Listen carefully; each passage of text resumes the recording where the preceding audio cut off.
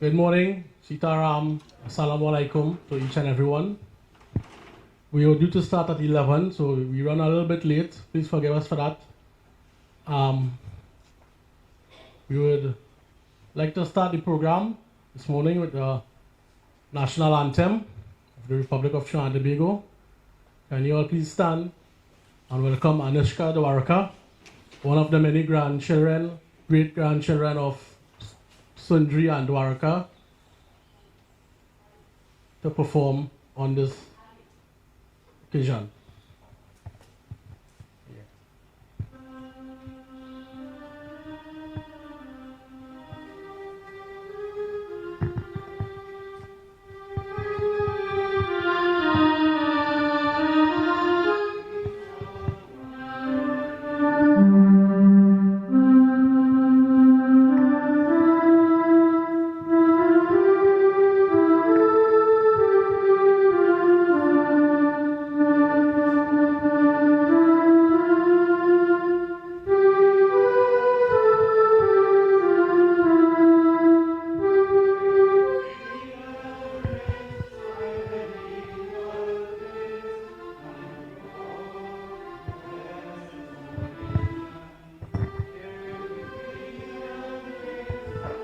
An equal place, and may God bless all nations.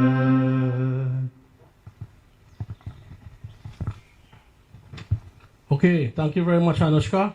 Anushka happens to be one of the great-grandchildren of the late Soondrie and Dwarika, who this occasion is all being inaugurated for.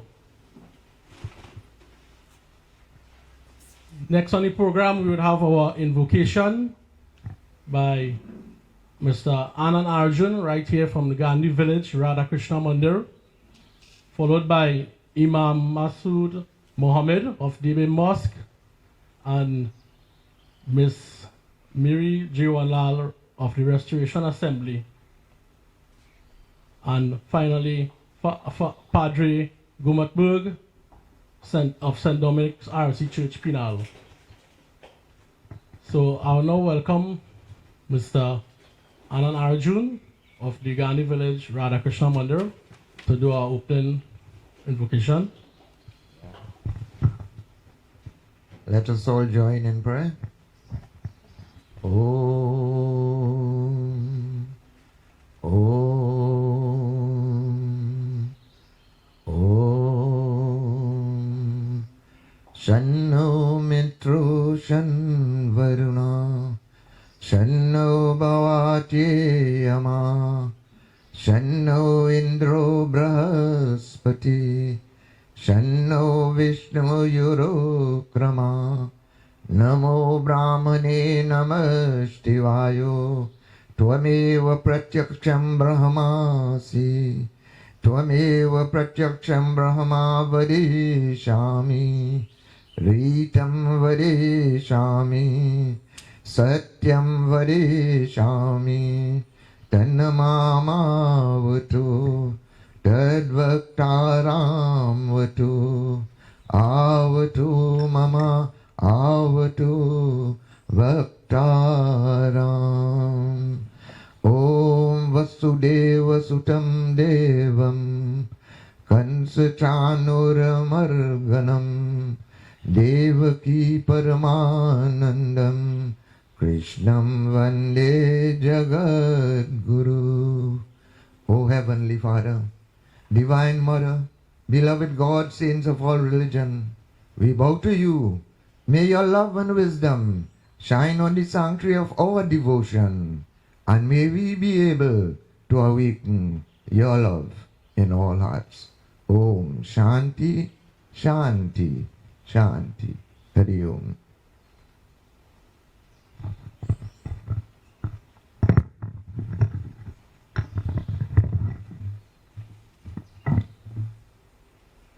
Thank you, Mr. Anand. We would now like to invite Imam Masood to do his opening invocation.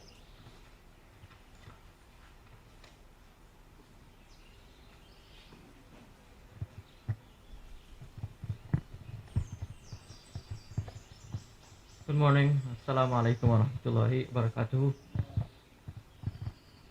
I will begin by the recitation of Surah Fatiha and a few ayahs and verses of Al-Quran, and after which we will make dua. أعوذ بالله من الشيطان الرجيم. بسم الله الرحمن الرحيم. الحمد لله رب العالمين الرحمن الرحيم مالك يوم الدين إياك نعبد وإياك نستعين اهدنا الصراط المستقيم صراط الذين أنعمت عليهم غير المغضوب عليهم ولا الضالين. بسم الله الرحمن الرحيم. والشمس وضحاها والقمر إذا تلاها والنهار إذا جلاها والليل إذا يخشاها والسماء وما بناها والأرض وما طحاها ونفس وما سواها فألهمها فجورها وتقواها قد أفلح من زكاها وقد خاب من دساها كذبت ثمود بطغواها إذ انبعث أشقاها فقال لهم رسول الله ناقة الله وسقياها فكذبوه فعقروها فدمدم عليهم ربهم بذنبهم فسواها ولا يخاف عقباها. Sadaqallahul Aliyyul Azim. We now make dua. Amin. Allahumma salam kasalam tabarak ya dzul jalali wal ikram. Allahumma la mani mu'tit wa la mu'ti lima manata wa la yanfa'u dzal jammin kal jad. La ilaha illallah. La ilaha illa anta subhanaka inna kunna minadh dhalimin. La ilaha illallah wahdahu la syarika lahul mulku wa lahul hamdu yuhyi wa yumiit wa huwa ala kulli syai'in qadir.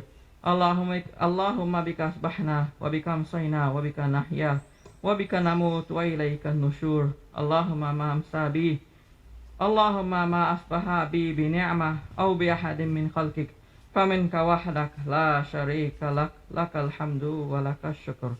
Subhana rabbika rabbil izzati amma yasifun. Salamun alal mursalin walhamdulillahi rabbil alamin. Bi rahmatika ya arhamar rahimin. Jazakallahu khairan. Thank you.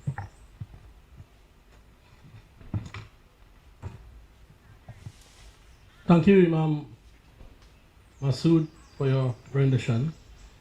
We'd like to now invite Mrs. Miri Jiwanlal. Merle, sorry. Merle, okay.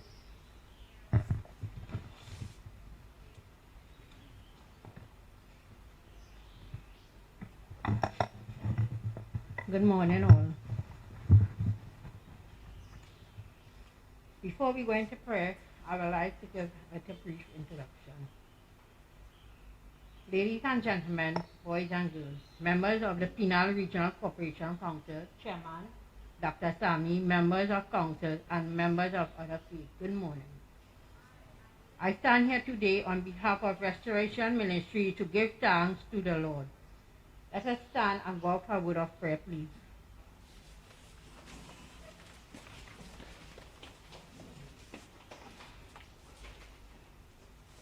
Lord, I thank thee for this day you have made. I thank thee for keeping us alive and in good health. I thank thee for the visionaries who are responsible for the opening of this center, the Dwarika family. Lord, I thank thee for the vision and community effort. I pray today for continued strength and good health for the Dwarika family, who saw it fit to erect the opening of this center in memory and honor of their parents. I also pray for every person that are present here today. I pray for our chairman, Dr. Sami, and all members of council. I ask today that you would strengthen them and protect them in their going out and coming in. Lord, you said in your word, in all thy ways acknowledge you and you will direct our path. You said, trust in the Lord and lean not to our own understanding. Today we trust in you as the Lord of the heaven and the earth. We also acknowledge your presence and do wish to thank you for the opening of this building. I pray it will be used for its rightful purpose and it will bear fruit. Again, I thank you, Lord, in everything. In Jesus' name I pray. Amen. Praise the Lord.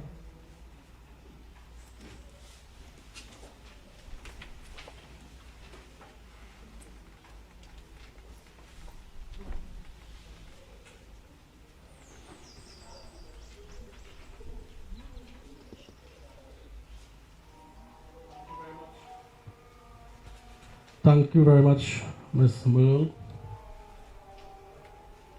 Let me, before we go on to the other part of the program, the continuation program, recognize our chairman of the Pinal Debe Regional Corporation, Dr. Anal Sami, and representative for Mr. Dr. Rudal Monilal, our member of parliament, Mr. Joe, Joe, and our councillor, Mr. Prasad Singh, and of course at the head table, our founder, Bhagwati Dwarika, and other distinguished guests, Mr. Ramnaresh Dwarika, Ms. Katrina Ali, Dr. Raymond Noel, Jimmy Herrera, Dr. Jimmy Herrera, and we now move on to the brief presentation from family members. I now invite one of the elders of the Dwarika family, Ms. Soondrie and Dwarika, to lead us in a prayer or a song of her choice.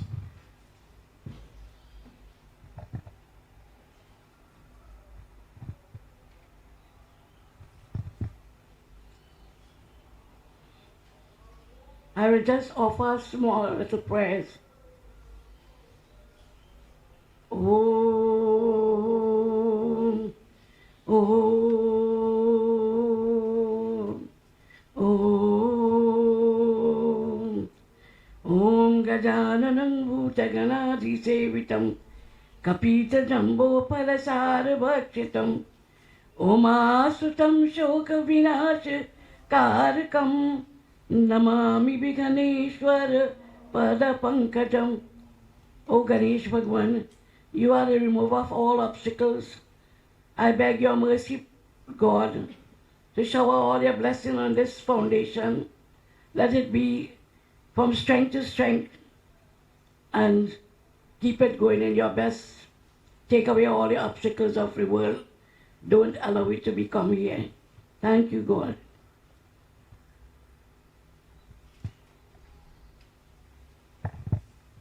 Okay, thank you very much, Auntie Bisoon.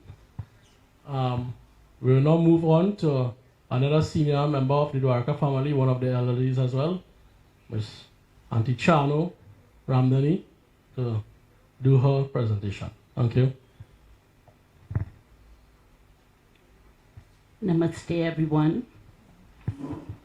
Sitaram, Namashivai.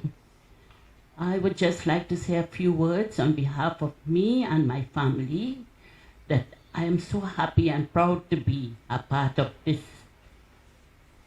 to be one of the children from Dwarika and Soondrie. I cherish my parents all my life, and today what I am is part of them. And I would like to share 2-3 sounds from my guru. I am trying to follow Shiv Yoga, and my Guruji has taught me as few sounds that this sound builds an aura around us as human beings in this world. And we must understand that if we believe in it and we keep chanting it, it will help us to strengthen our body, heal all our organs, and keep us in good health for the rest of our lives. And I would like to sing those sounds right in these few words. It goes like this. Om Rom Jum Sa. Om Rom Jum Sa. Om Rom Jum Sa. One can say this 3 times, One can say this 11 times. One could say this 108 times. And one can say this few sounds as best as possible, as most as possible they would like to. So, and you will see the difference in your life. Thank you very much.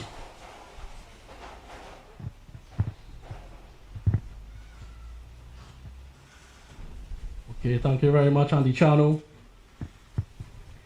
I now move straight ahead to, you heard from the senior members of the Dwarika family on the ladies' side. Now you're going to hear from the eldest son of the Dwarika family, who we all of us regard as Naresh Dada. I now hand you over to Mr. Ram Naresh Dwarika.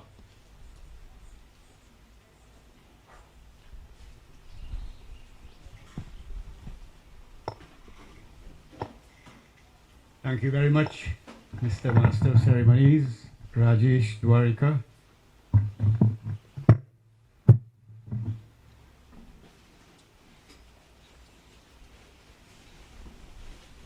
A lot of you probably wondering, and I look around, I'm the only guy in a suit. Well, half of the reason is I want to impress everybody. The other half, it allows me a whole lot of pockets to hide a lot of things, my glasses, and my little speech that I walk with and so on. So my biggest challenge was how to fit so much information. I was given the task to speak a little bit about our parents, Dwarika Ramawad and Soondrie Dwarika. How to fit all of that, I wouldn't say how much time because I'm sure I'm going to exceed the time, and I've asked him MC not to indicate. I would pretend I wouldn't see him. So, the Dwarika family. The Dwarika family has been characterized, I'll speak about their characteristics. Courage. And I'll tell you all why I said that. Courage, sacrifice, integrity, entrepreneurship, charity, social service, and a vision. And then I added talent, because I couldn't leave that out. This all, as far as I remember, started in 1898. Two young people, Ramadheen, age 19, Suveri, age 16. She from Maharajganj, and he from Ramnagar, walked, took a ride on a bull cart to Calcutta, took a ship, the SS Roni, in 1898, and landed at Nelson Island here in Trinidad. They were processed and sent to Taruba Estate to start their indentureship, the 5-year indentureship program, which they completed. It was while they were there that Ramawad was born in 1901, my grandfather. And they moved to several places. They moved to Jogi Road. Jogi was our Nana, our grandfather, in Trinidad, accepted, and then to Tambulete, then to Tulsa Road. Tulsa Road is that my father was born. Dwarika. At age 16, Ramawad got married to Gangajali Baiju. And I know he used to say, they would tease him, married man going to school. He was still at school. Pinal CM school in those days, already married. And so my father was born in 1919, in January of 1919. On the other side, not too far from here, in Esperance, and I'm so happy to see my cousins here. Andy, my mother was born to Ram Sewak and Babuni. He was a driver in the estate, and she was born in 1924. 1938, they got married. Soon after, my sister, Bisulay, who you heard from earlier, was born. However, there was a girl before her who died in infancy. And then after her, there was another son. His name was Soondrie and Dwarika. He also died in infancy. And as if to reinforce our belief in Hinduism, Franklin, Kalbasya bore his heirs before they buried him. Vishnu was born with a hole in his heirs, and he got the name Soondrie and Dwarika. So we have a reincarnation in this family. Dwarika and Soondrie had 14 children, 12 survived until not too long ago we lost a sister, Gomati. But as if God wanted to be kind to us, Gomati belonged to a twin, so we still have the duplicate of Gomati. In Mati, unfortunately, she couldn't be here today.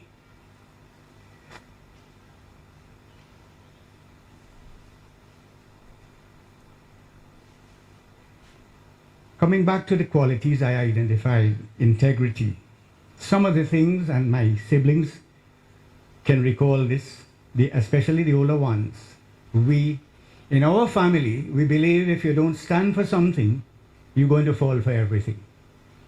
We learned all our values, not only from our mother and father, but our grandfather, grandmother, great-grandfather, great-grandmother. I remember Ramadhin sitting us down when we started to sell in the market and said, listen, give people the correct change and the correct weight. If you can't live by that, then raise the price of what you're selling, but don't cheat anyone. And we insisted on that. All true. Most of my siblings, nephews, and so on are in business today, and they have succeeded because of that level of integrity. We always also drummed in our heads was Raghu Kul Reet Sada Chali Aayi, Pran Jai Par Vachan Na Jai. That is to say, when you give your word, you must stand by it. It's best you lose your life than lose your sense of integrity. All of these values were grounded in our own belief system. We also believed that work is worship. Of course, some people know that as Karma Yoga. So that today who we are standing on the shoulders of all of these ancestors. We go back way into, I had the privilege, and my sister as well, to go to India and find our relatives. They are only a phone call away now. And they will be looking at these proceedings in a little while as well. My father, I like to say my mother was the brain and he was the brawn. He was the muscle. He had the ideas. But he gave all his support. And he also not only had strength, but he possessed a lot of talent. Today in this family, as you probably will hear later on and you will have seen, there's a lot of talent in terms of singing, music, arts, the art forms. We heard from a great-grandchild playing the music. And my mother was an avid singer. She played the harmonium and the drum as well. My father played the flute and the harmonium. And she was a good composer as well.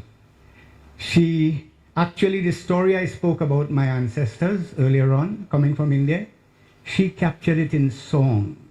I will just two lines of that, which says, "मैं तो आया चिनीदार के नौकरिया रे, ओ बाबूजी, मैं तो आया चिनीदार के नौकरिया." It means that I came from India to Trinidad in the Indianship program, and she describes the hardship in her song.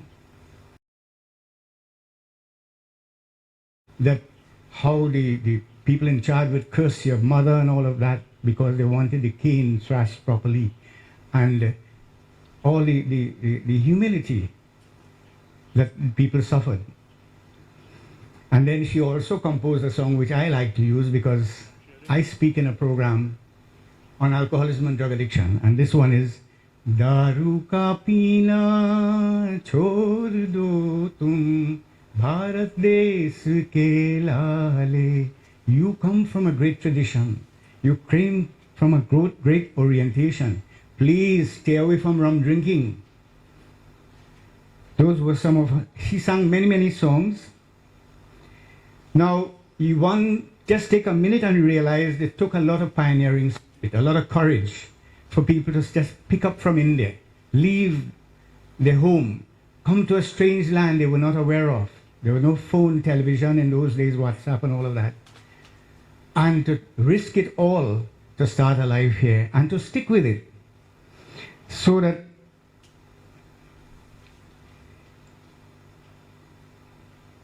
I'm trying to also capture here. Today, yes, my sister is putting up an edifice in the name of our parents, but they still live through every one of us. Of course, I have my mother's face. My brothers and sisters will debate it, right? But I also inherited my talent from her. Oh, a lot of us did. And every one of us have really done justice to our parents. My eldest sister and her husband, Franklin will remember, very active when the tree fell on the temple. Ramdev and came to the rescue, rebuilt the temple. He was working at Todd Street Temple at that time as well.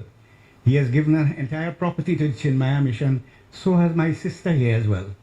This right here. This property was given to her by the Chinmaya to start a school. And then Chanu, my second sister here, taught so many girls to sew, how to dress a bride, to do so many things. And today, she has nurtured children who have been very successful. The large building we're looking at there is her grandson's business. They have done very well.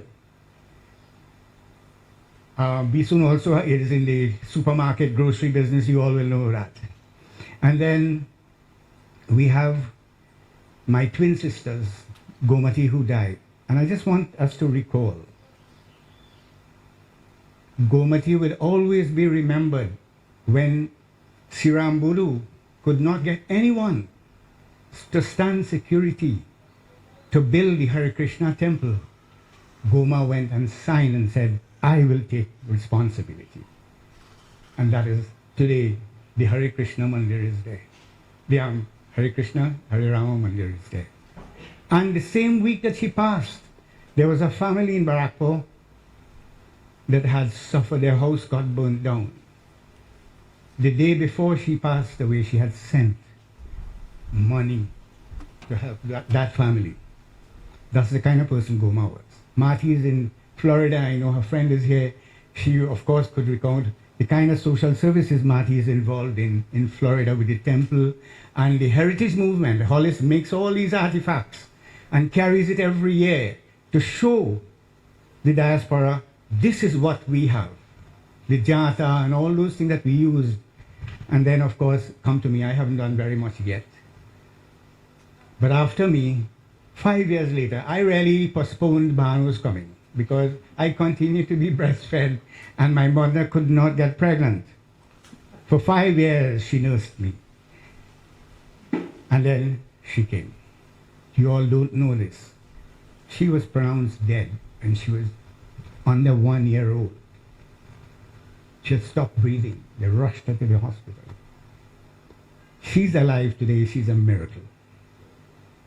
And God knows why. She will not say these things herself. I probably quarrel with her the most among all my brothers and sisters. We know that. Because we are very strong people. We don't agree easily. We are passionate about what we do. We challenge each other. And all of these are good things. Sometimes it could be a little pain in, well, somewhere. This girl took up $100,000 US and gave it to the Kalki movement to build a university in India, to build houses for unfortunate people there. She has been raising funds wherever there was a disaster in Pakistan, earthquake. She'll be raising funds to send blankets for those families. She has ever been in social service, ever since Bhanu got to New York, even when she was here. Before, as soon as she left college, she could speak Spanish very well. She arranged for the Cedros fishermen to be able to get fishing permits so that they wouldn't get locked up in Venezuela when they go there. And that was many, many years ago.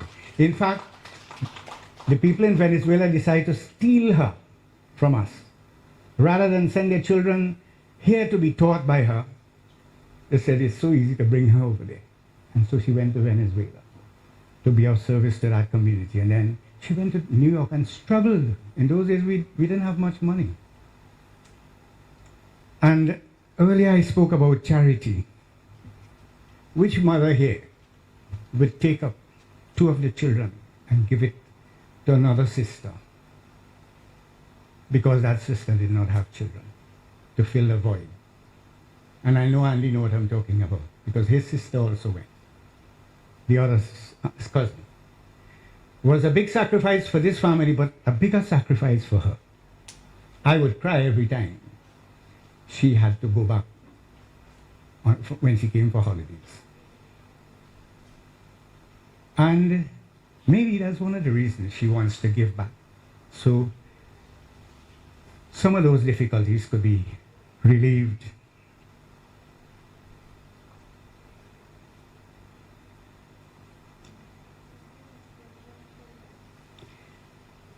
After Bhanu is my brother Vishnu. I don't see him. He said because they give him big vote of thanks, he don't have to come early. But he's here. All right, but Vishnu and his children have been paving the roads, fixing the pipes, doing all the contracting services, so life could be of a better standard for all of us here. All of those things are social services. And mind you, we'll say they got paid for it. But if you know how Wasadas pay these days, you would probably be reluctant to say that. Mr. Sami would be aware how contractors are not getting their money and all of that. And after Vishnu, Sita just calls Bhan to say that, look, her heart is with us. She's sorry she can't be here, but to let her know that she would be looking forward to see the proceedings. After Sita was Budzin. He's sitting there. Budzin like fancy cars. He has some of the best antique cars you'll see around. I know Andy is jealous, but what are you going to do, boy? As man luck. You know, he showed up yesterday with, what's the name of that car, Budzin? Sunbeam. The Sunbeam? Triumph. Touring Hood. He always liked that kind of thing. And his wife is a pastor. She has been, since I know her, involved in her religious work. She is at the forefront in helping young people and old people as well, the community of Diamond and surroundings in that regard. And after Budzin is my sister Vidya, who I don't see here because me and she quarrel. This is something that's always happening in this family because we have very strong-willed, very passionate people, as I said. So we disagree sometimes on things. But Vidya is also involved in social service, and maybe if you all are lucky, you might hear she has recorded several albums following in my mother's footstep. She's a very good singer, and she has done some CDs and so on. Chances are we might hear it. And after Vidya is Brother Doi, who couldn't make it. He's in Florida. I think you know my brother there. He too is doing his best.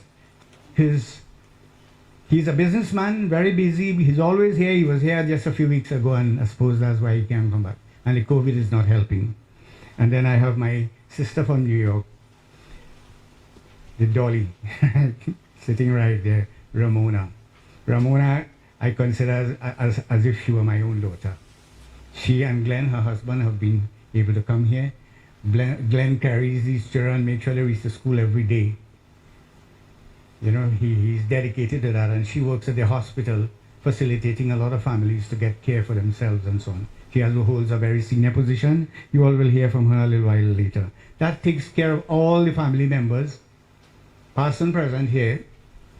And of course, I wouldn't speak about myself because I have a philosophy. If you take the credit, then you'll have to take the blame. So I'm really happy. I know I probably exceeded my time. I wouldn't go back to my notes, but as I started off by saying, this is a family that continues to show courage, perseverance. The young people are really doing us proud, all of them, the children and grandchildren. They are in very various businesses, they are professionals, and they have done us proud. Thank you very much, Mr. Master of Ceremonies, and thank you very much, Panu.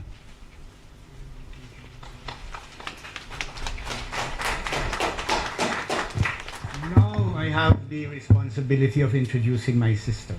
Born in 1952, 51. It is so close to 52, it was just Olia's, right? I'm allowed at my age to make these kinds of mistakes, right? I'm 75. Hannah was born here, as I said. She was the prettiest child my mother had. I was watching my sisters and them to see how they feel. But she was. And she was given to my aunt in Felicity, as I mentioned before. She went to St. Augustine Girls, did very well. Came back, taught at Modern Sec, San Fernando, did very well, as I said. Started to teach at Venezuela and then was kidnapped to Venezuela. No, sorry. She was literally induced to come to Venezuela to teach the people there, where she went, taught, went to New York, stayed in Long Island, Seaforth Remsen Street, was it? I remember it in my head. Did very well, secondary and tertiary education, very educated, and has been involved. One of the things she did was started a television program there for Caribbean people, especially Trinidadians and the Indian diaspora in New York.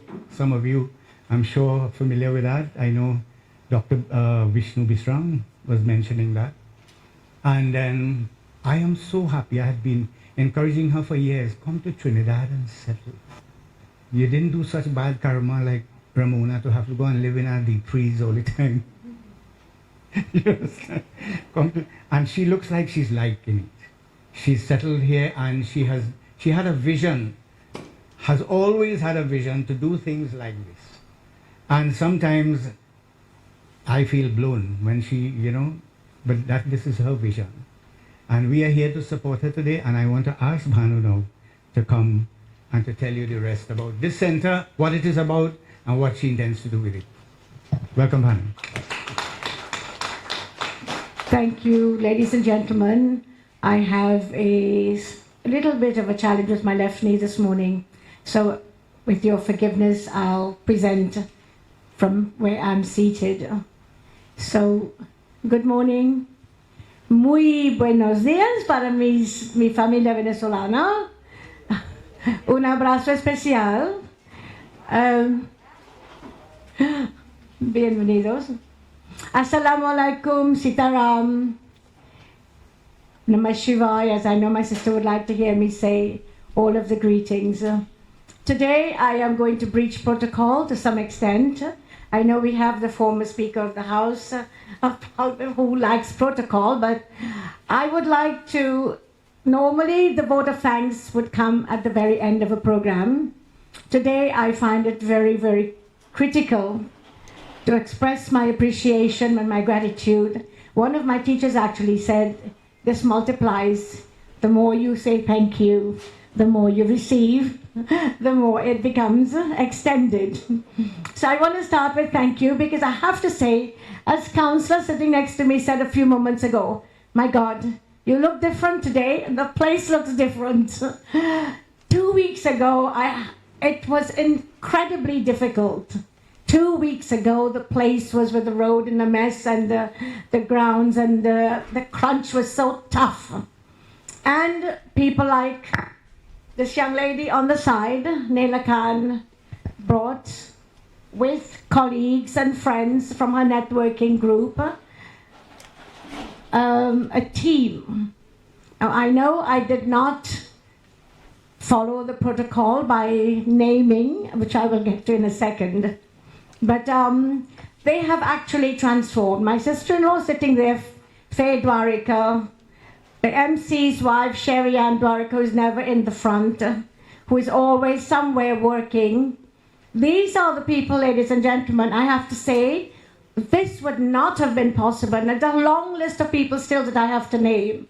The look you see here, the color, the airiness, the plants, etc., the decor, would not have been possible. This would not have represented. I would have been very scolded by my mother for having a function in a place that did not match her standard. My sisters are always speaking about the standard that our mother maintained. I want to show you something here. Ladies and gentlemen, this belonged to my mother. To me, this carries her personality, color, beauty, Look at the work. This work was done in Gandhi Village. That was done by a seamstress right up the hill in Gandhi Village. Look at the color of that fabric. I can remember my mother and those colors. She was very particular about physical preparation, presentation, and internal readiness for what we were going to do. So I want to take a few moments. As I said earlier, I know I've bypassed the protocol. I did not properly mention our chair of Penal Day Corporation, Dr. Sami, representative from Dr. Munilla's office, my colleague on the side, sitting next to me, Dr. Prasad Singh, esteemed practitioners who are in our midst, Dr. Ali, Dr. Noel, Raymond Noel, Dr. Herrera, whom I'm sure will help us translate in a few minutes because he's competent in Spanish, and all of the esteemed presenters from the various churches, mosques, and temples. My very, very humblest and warmest gratitude to you all for making the time to come. I see Frankie was in the back. Frankie, I could not thank you sufficiently for making the effort from the Krishna Mandir, this is our oldest temple. I want to say a few things, ladies and gentlemen, though, about the journey. Now, it is not an overnight vision. It has been a growing vision. My mother died almost 20 years ago. Prior to that, well, actually 20 years ago. Prior to that, most of my work focused on the memory of my father, and for some reason it took place in India more than in Trinidad. But this property was bought, it was 5 acres altogether. I have to thank my brother Krishnadat, Budzin as we call him, because I told him I wanted to have 10 acres of land, 10 acres for a health facility. Health was critical. You know, I have been told a long time ago, healthy people are happy people. Happy people are healthy people. So if we wish to have a happy society, we have to be healthy. If we want to have a healthy society, we have to encourage happiness. If we want a healthy country, we have to encourage happiness, we have to encourage health. So that this is really a very small, a tiny seed that we are planting today with the hope that this is going to be one of the biggest trees, like the sequoia is told. I'm not sure if anyone has seen the sequoia tree in North America, but it's supposed to be an extremely big tree that will blossom and shade and cover, protect through the spreading of health, our entire community, and hopefully expand to the Caribbean and beyond. Now, in my 70 years so far, I had my 70th birthday just at the end of last year. And I thought, my goodness, I can't postpone the beginning of this work anymore. So we have been hearing every day people are leaving us on account of COVID. So it was critical that whether the place is ready, the grounds are ready, the state-of-the-art facility is ready or not, the work has to start. If it's going to be done, it has to start. The seed has to be planted. Like that, seeds have been planted many times, as my brother said. We are all in this family pioneers. My sister talked about sound. We will probably hear from the other practitioners later on.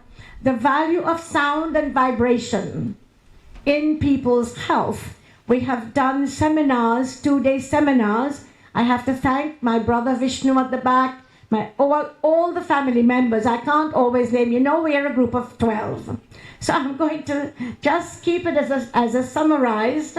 But my sister sitting in the front here, Bisunde, Rupnarayan, my brother, Chanarde, they literally, in spite of their difficulties with movement, accompanied me to many of the seminars which we tried to do across Trinidad. We did not reach Tobago. We had planned 12 seminars on the value. It was a 2-day experience. My brother attended. There are many people. It was supposed to have been something summarized and new for Trinidad. I took the responsibility to see that it would be known in the whole country. But more important was that's through television, that is. More important, though, was to have these powerful sounds, which are supposed to be called beach or seed sounds, explode and cover the entirety of Trinidad for its protection. So we tried all of the corners, Mayaro, Cedras, the north, the central, and we were very fortunate to have some brave soldiers who are not here right this moment in this room, but there was a young lady called Sushila, whom I must name. There is a young man called Rajrat Bududas, who were stalwart soldiers in spreading these sounds, ensuring we were all concerned for the safety of the country and the value of purification through sound.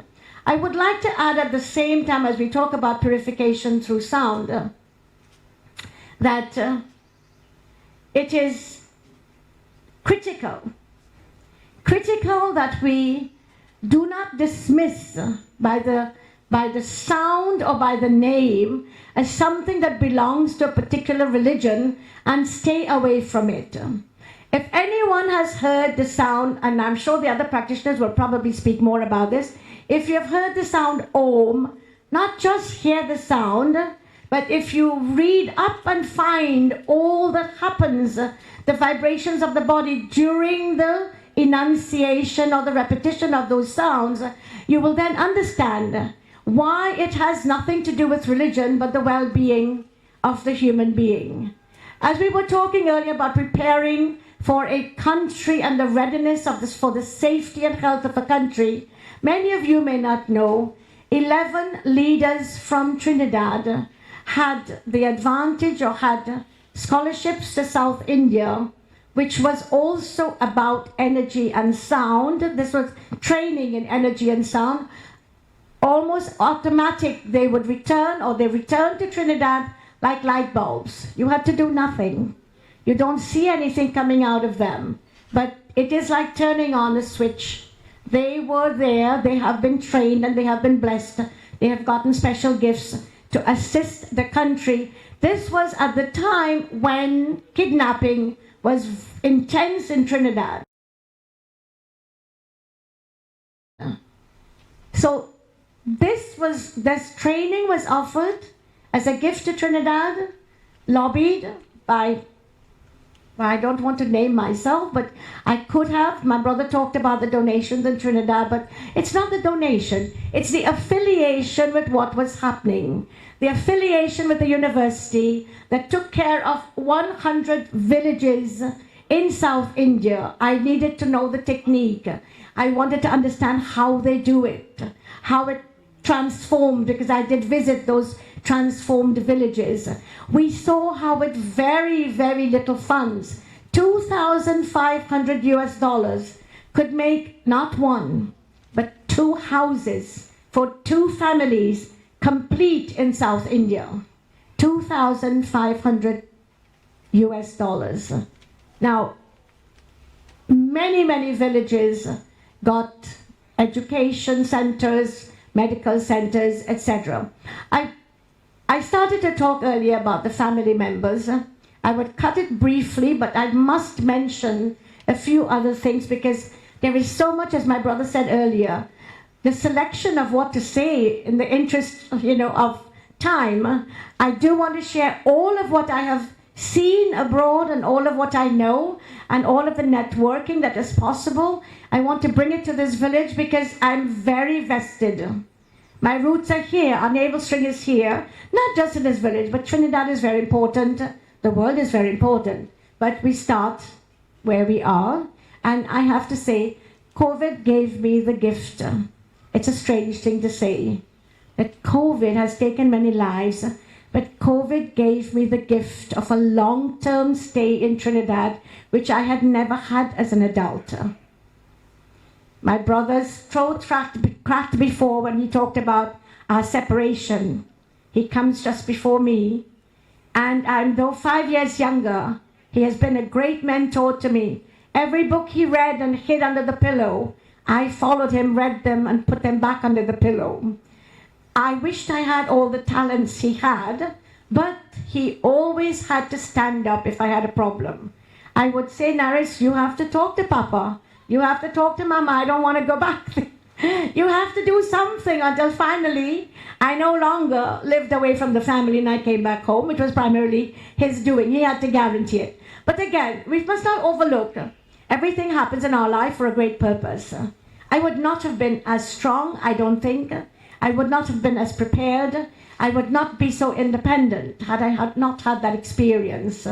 So it is, I need, and I would want to share with you, we remind ourselves every day, I do it every day, no matter what shape or form things come in, every single thing that happens to us is by an intelligence higher than us. It happens for a very, very outstanding, a good reason. And we will discover at the end, it is always for our improvement and growth. Never, never for our suffering. Doesn't mean suffering may not be part of it. If you have an ailment, you'll have to heal yourself. If you're putting alcohol over an open cut or an infected sore, it will burn. But then healing comes afterwards, after the journey. So I do want to say, as far as family is concerned, my sisters who traveled around the country with me, my brother Vishnu, whom I can never say enough about in praise. I think everyone knows the stature of Vishnu, who he represents, what that name represents in the world. But as a brother to me, I'm closest. My house is next door. And he, without my being present, took charge of assisting me to see that I had a very large place to come to, and even put the beds so I would be comfortable. He made everything possible for me to be comfortable in Trinidad, in premises of my own. No easy sacrifice. Anyone who has built a house, you would know. We were turned into mincemeat building this shed or this structure not so long ago. But one very important, more important than all of that, my brother Vishnu not only walked the path with every piece of work I was doing in New York, India or Trinidad, but something maybe, I don't know if she remembers, but other family members may not know, my first ticket when I was, that's more than 50 years ago, out of Trinidad, came out of his savings. He gave me the beginning, for me, the first step to grow as an ambassadorial spirit. That my journey became a journey around the world. I have to give him credit for that first step. You know, many times in the family, certain things are not expressed. And as much as I would like to say so much more, my brother mentioned Mati and Sita. My sister is in London, Sita Abdul. She has outstanding expertise with children and children development. She's got a lifetime of experience with nursing. And it is my vision, it is my passion, it is my hope. She will join me here with expansion of what we are doing. She has set up single-handedly from scratch in Mauritius, not a charitable, a business venture, but it included an extensive hospital, ordering from equipment to curtains, the whole 9 yards, employing staff, so she knows it. We have definitely in her a person who can guide us as we go forward. My sister Mati has brought us today in the room. Madam Nora Prasad. Ma'am, can I impose on you to stand up? Nora Sukhu Prasad with NSP. Very recently we came into contact. Nora Sukhu Prasad, so grateful for what you have done for us. Nora came in as a friend of my sister, but she has gotten us information. Not only did she make a financial contribution, which is not something we were asking for, but she generously, what I always prefer to suggest, I do not ask for money. people can contribute in their talent, in their expertise. It is easy to find money. For anyone who doesn't have it, I have the secret to find money. You want to know it? The secret to find money is to give money. You may have 2 pennies. To give 1, I guarantee you, you're going to get back 4. It has been my experience in life, ladies and gentlemen, because I went with a small suitcase to North America. I had nothing, no savings, no whatever. I have been seeing on a daily basis how the universe multiplies. Whatever you want in this world, that is exactly what you must give. You want anger? Then you give anger. But if you want love, give love. You want money, and don't think, this is through experience. I'm not telling you what I've read in a book. I am just, from my personal experience, I would never, my brother said I gave 100,000 US dollars. I did not even know I owned 100,000 at the time. But before long, I did. I just asked for the blessings of the universe to be able. I didn't have 100,000 in the bank, but it did come. So I'm just going to tell you, I have observed anything, any single thing you as an individual decide you must do. You must not have doubt though. Doubt will bring you weakness. Passion and conviction will bring you success. My sister would say again, Chanarge, because we study together. There's an expression that one of our teachers uses regularly. Tum kya chahte ho? What is it that you want? That's what you're going to, but you cannot have duality. You can't say that's the husband or the girlfriend I want, but inside you're not sure. It won't happen. Whatever you want, people who deal with vibrations will know once your vibrations match what you want, it will be definitely guaranteed. There are just a couple of things I want to say from personal basis with the family again before I move on to the mission and the goals and what we wish to accomplish here. So my sister, my beautiful sister, last sister Ramona, is sitting at the back here. Mon, would you stand? She surprised me with her visit. Now she manages what my mother would say is our standard in every way. You will see a little, as you see a little more of her, you'll probably understand, like my elder sister would say, she matches the grandeur, the majestic look that my mother would have liked. But it's not just a physical thing. In spirit, we're talking about spirit. But Ramona never fails to present herself, like my elder sister or my second sister, a certain way, even like my brother presented himself in a suit today. So I have been the black sheep of the family, like I did today. I have deviated from protocol. I have deliberately challenged the values because I feel there must be another way. My brother said to me, for example, this is just our discussion, you don't do things with your head. And I say, no, I do it with my heart. I can't give you all the words. Why am I putting up a center here? I didn't do a needs survey. He would say you should have done, a sociologist, I don't mean you should have, but sociologists would have done a needs survey. Now, I didn't do a needs survey, but I walked through Gandhi Village. Gandhi Village registered a place so totally different today than it was when we were children. We didn't have 2 pairs of shoes. We didn't care about name brand. We did not care about big houses. We all ran about barefooted and climbed up the trees and messed up ourselves and played with dirt and made toys from tin cans and, box cats. And, we had so much of fun, and the entire village could reprimand you if you made a mistake. Oh, they could go home and tell your parents and you could get scolded. But before that happened, they would scold you. The entire village brought up the children. So Gandhi Village today I've seen has really beautiful structures, many beautiful buildings, admirably beautiful buildings. But when I speak with the youngsters, and they're not so young, their expressions in the eyes, their conversation, One person told me when a young man had committed suicide in Mohays Road a month ago, he said, that was my friend. I would want to do the same thing. So I said, what is the joy? What is the joy? This person is an alcoholic, and I do not believe alcoholism is a vice. My brother has been doing 35 years of work alongside Alcoholics Anonymous.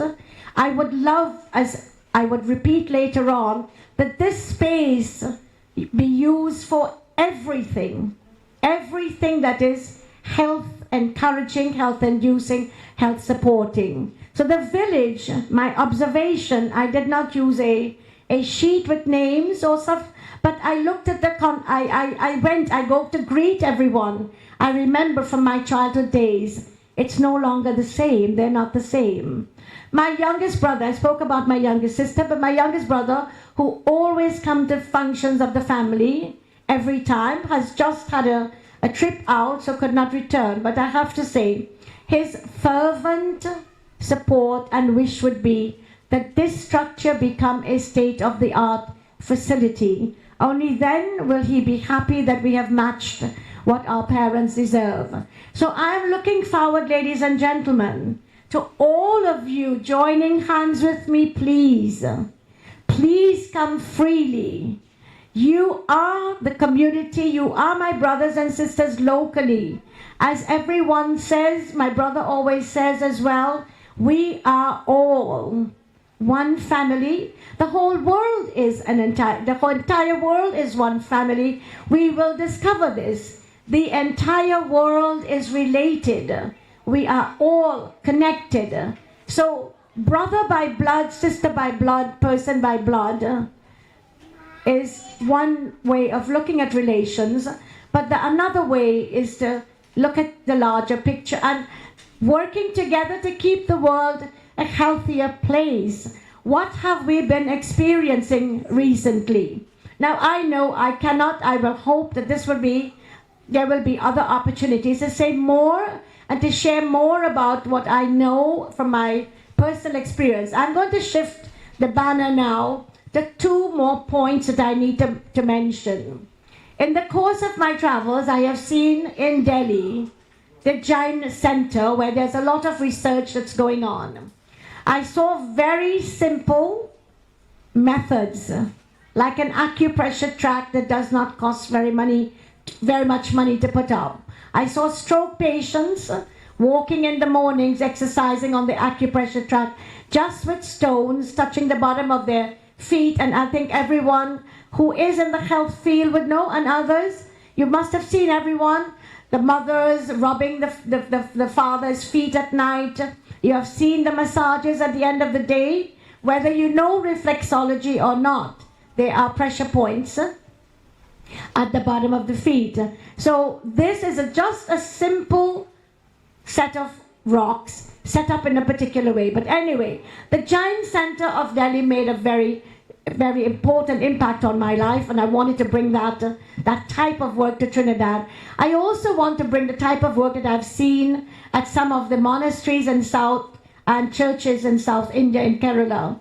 There is something called Nature Cure, where I believe Dr. Noel might mention later on how to use nature. How to use nature, the elements, sun, for example, mud, for example, the food we eat, organic farming, organic vegetables, organic food in general, how to use some of our basics, and especially what nature has given us in its natural form, how to improve our health and make it, rather than a lifetime of maintenance on drugs, taking a tablet every day or a few tablets for an entire lifetime. We do not, ladies and gentlemen, want to pass this on to our children. If we do not start this education right now for the youngsters, we will be losing. We will be sold out to the pharmaceutical companies. I have to tell you, in 1985, the year my father died, I had never taken, other than the bout I had as a child, I had not even taken a Tylenol. I never went to doctors. In 1985, I was preparing or planning to be Superwoman. I was studying for a PhD program. I was doing a second master's program. I was doing a full-time job. I was writing for a newspaper, a magazine, radio program, and presenting for a television program. Doing the wardrobe, research, camera, etc. because these were all low budget.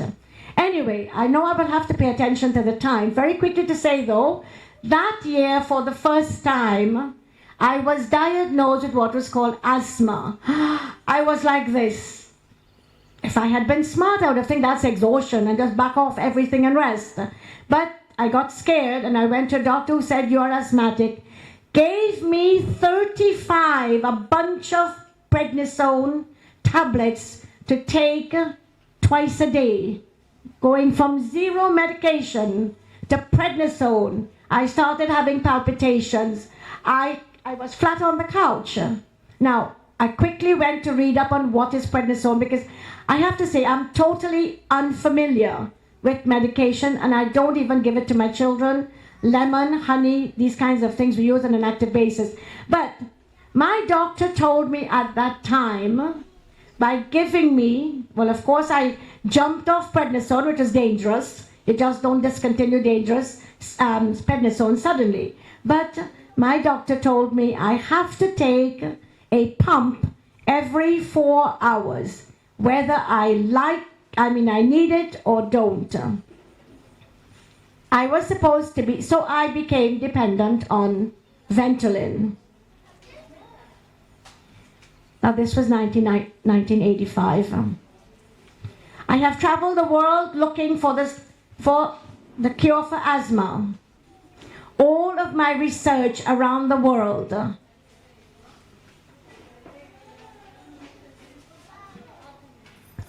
Necesitamos un momento para sentar.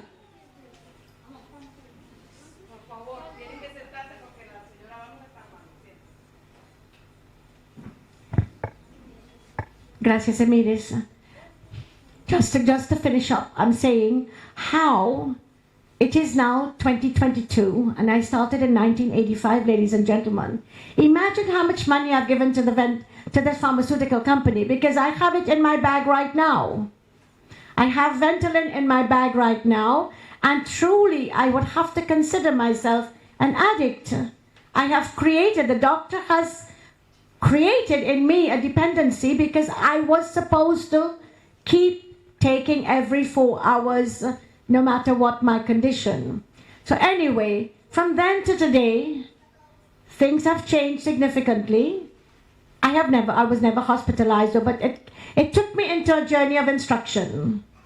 And this is why I want to say to everyone at this point, if something very sad happens to you, if you become very ill, 2 things I think would be very helpful. Think seriously about what is it that ailment includes. What is it telling you about yourself? Mine was telling me about survival. It was about breath. We know breath is the beginning and the end of life. You take your first breath when you start, when you declare that you're born, and you take your last breath and then declare you're dead. So mine was breath. There is a woman called Louise Hayes in North America who was extremely ill with cancer. She recovered and she has written many books. The books tell us how to read what is going on with our body and interpret or see what it tells you about what's going on in your life at the moment. See, you can go out and look for Louise Hayes books and see if it tells you anything about the ailments you are experiencing. For example, just want to tell you very quickly, she says that kidney problems arise from a connection with having been humiliated in public. Now, whether that is true or not, we cannot test it, but it is something to think about if you're suffering from kidney problems. We often hear people putting down other people. Oh, you're stupid. Oh, you're no good. We don't realize what we're doing to human beings and children. Even people who say they love you, will insult you at the same time if they are impatient or if they need something. We have to think of what are we putting out there? What messages are we sending the universe? I repeat, what messages are we sending the universe when we complain about people, when we insult other people, when we humiliate, and what damage will that do to the individual, ladies and gentlemen?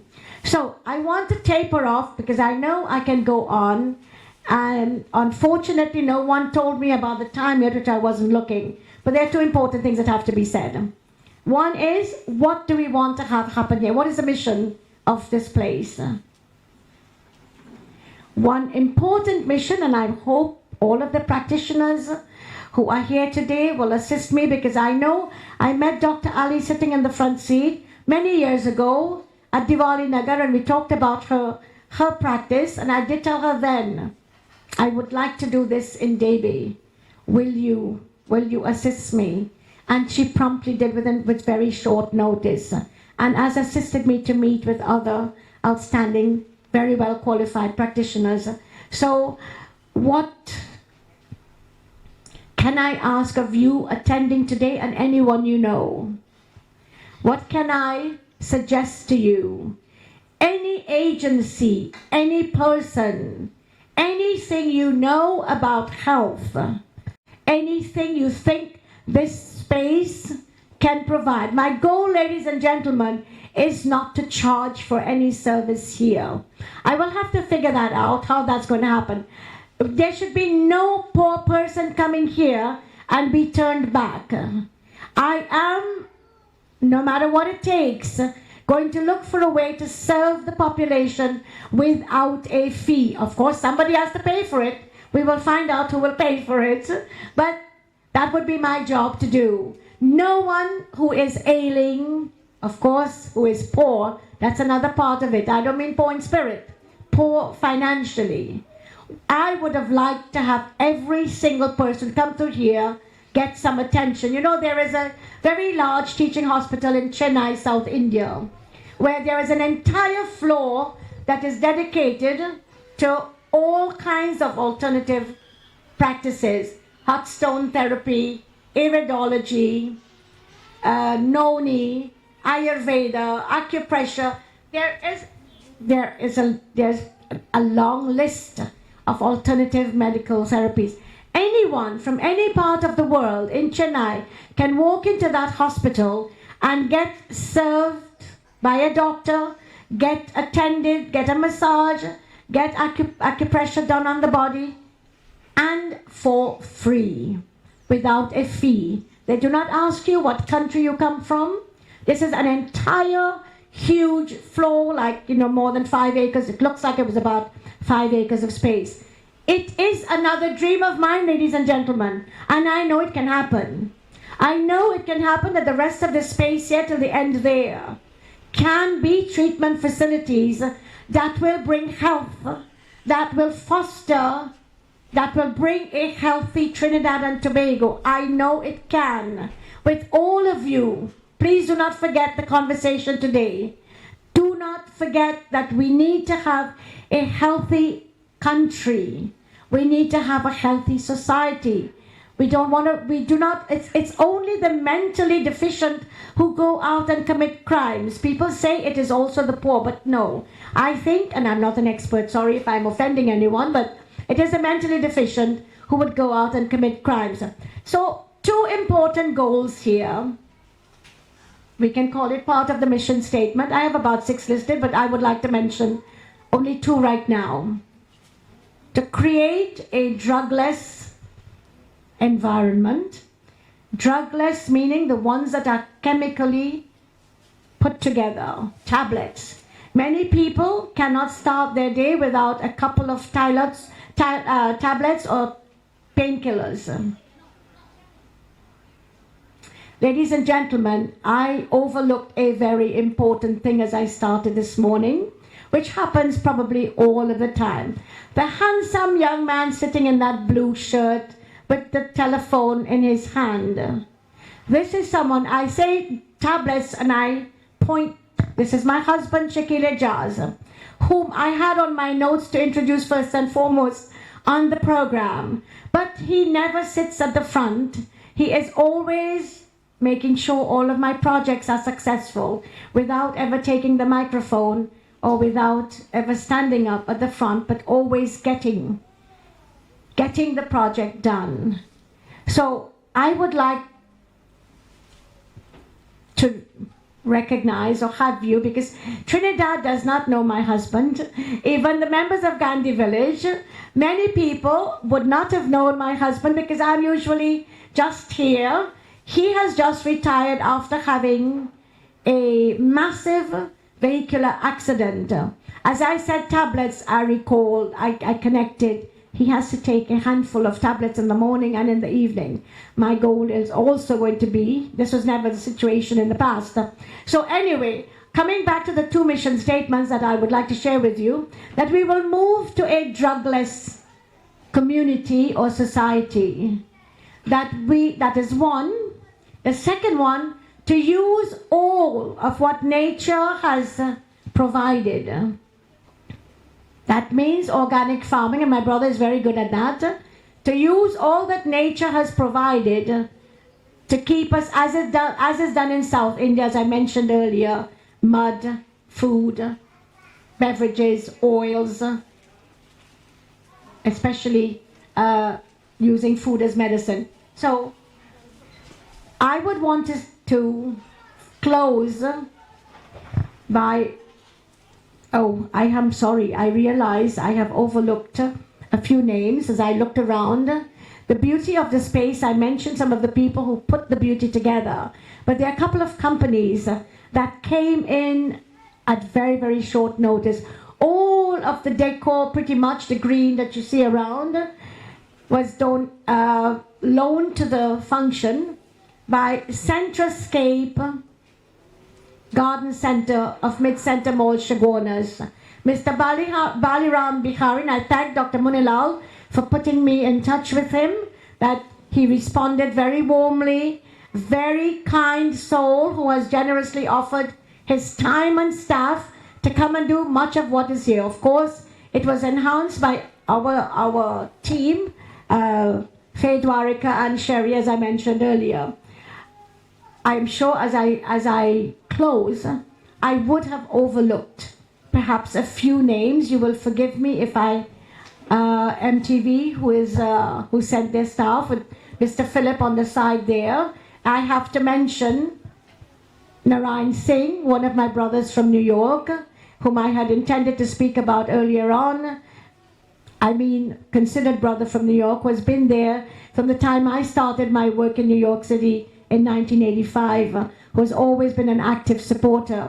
I cannot say enough about Madam Naila Khan, who came in as a powerful, Herculean supporter. Naila and I belonged to a group for many years, but we did not hook up that we were fellow Trinidadians. It was only over the last 2 weeks that we realized, my goodness, we are both in Trinidad, because most people think I'm in New York City. So anyway, Naila, I cannot mention, she has been a nurse, a sister, motherly supporter. She has done everything over the last 2 weeks when the going was the roughest. So we have always said, we have always heard, God sends messengers, God sends angels when we need them. Absolutely, it is reliable, it is without... Now, I use the term God, but that doesn't mean any one specific religion. My religion is humanitarianism. All of the religions, I belong to all of them. I pray in all of the forms. I went to a Hindu school, then I followed by Presbyterian school. I have gone to Hajj as a Muslim. I grew up in a Hindu home, and I have read all of, even the Jewish Talmud. I have been introduced to some of the other. These are important things for our growth as human beings. So we have in our family as well practitioners of all of the major world religions, and we are always blood brothers and sisters. Those names and banners do not mean anything. They do not divide us. They are definitely bringing us together, as you can see from the family members who are here present. Well, I don't know, Mr. MC, what I've done with your time and program. Thank you very much, ladies and gentlemen, for your time. I have to blame Naila Khan. I must blame Naila for my staying so long. She said, you go ahead and take as much time as you want, no matter what the MC says. Thank you very much, ladies and gentlemen. Okay, there you had it. You all heard from the founder of this enterprise, and we hope it grew from strength to strength. Well, to wind down a little bit of all the tension, only speaking and elaborating, they did describe the family as multi-talented. So we would now like to render a song to you all from one of the younger sisters of the Dwarika family. Unfortunately, she is not here with us right now, but she's probably on her way, but she'll probably join us later. But we wanted to share with you all one of her renditions of her YouTube track. Perhaps we might not play the whole song, it's just 4 minutes, but we'll try, if not play the whole song, we'll play a part of it for your listening pleasure. Shivitz, it's over to you as you're ready. Bear with us for 1 second.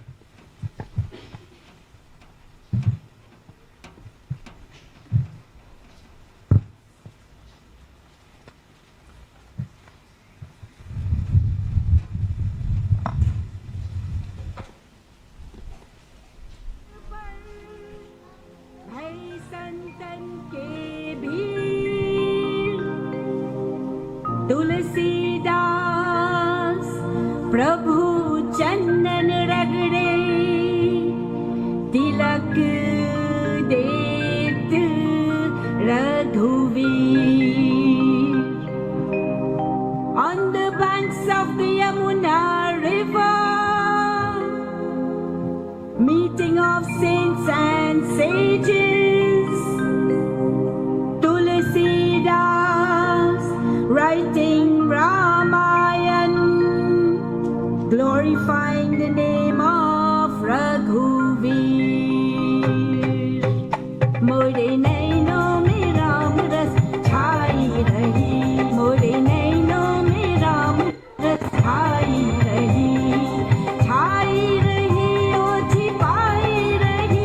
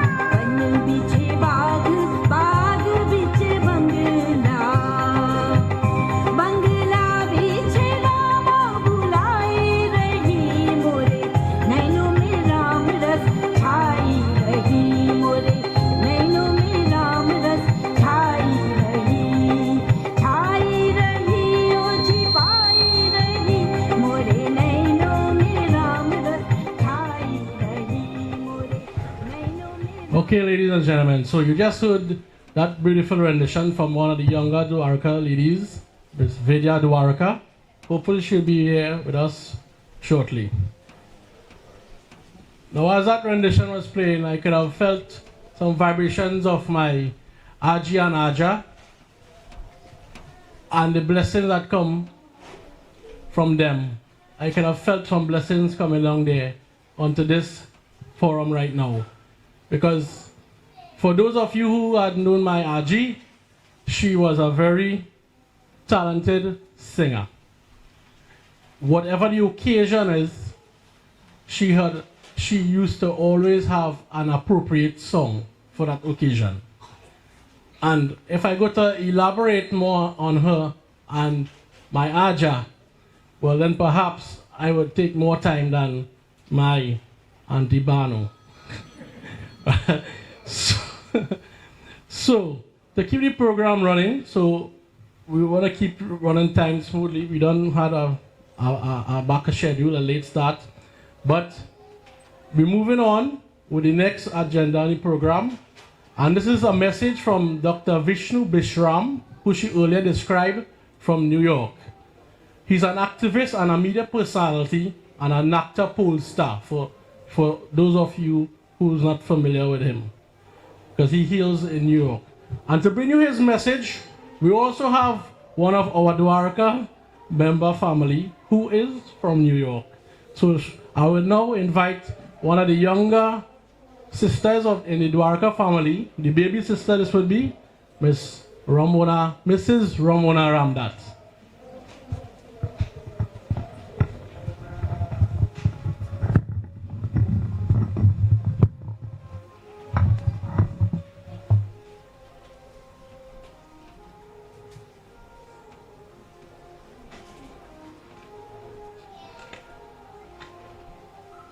Namaste, Sitaram. Good afternoon to everyone. I'm so happy to be in this crowd today. I am really honored to be sharing this moment with my sisters and my family. So thank you, God, for giving me this opportunity. So this is a message of congratulations to Dwarika Family Center. Comes from the Indo-Caribbeans in America. Banu Dwarika and family are to be applauded for inaugurating Soondrie and Dwarika Community Center for Holistic Health Care and Training in Debe Pinal, Trinidad on Sunday, February 20th. Hearty congratulations on this health center. I know it takes a lot of hard work, resources, and patience to construct something like this. Only someone who cares for the people would undertake such endeavor. I have known Mrs. Banu for close to 40 years, devoting much time, in spite of a busy family life and her studies, during that period to community service in New York. She hardly said no to assist people in distress, and she continues that tradition in her village of Debe Pinal and surrounding areas. She was very dedicated and passionate about her work. I and the Indo-Caribbean people of America is most grateful for her service. We are very proud of her hard work. I and Indo-Caribbean Americans are very pleased to learn that she and her family has started this health center. The community is in need of such a center. Mrs. Banu and family members work extremely hard to make it happen in spite of the challenges posted by COVID. I am certain she put in similar commitment into this humanitarian project as for the project she undertook in New York. May the patients of this new center find happiness and health. May it spread safely and good health. Myself and Indo-Caribbean Americans convey our very congratulations, best wishes to Banu and to the center. We heartily hope that it fulfills the dreams of your loving and caring parents and Girmitya ancestors. Best wishes, Dr. Vishnu Bisram. Thank you.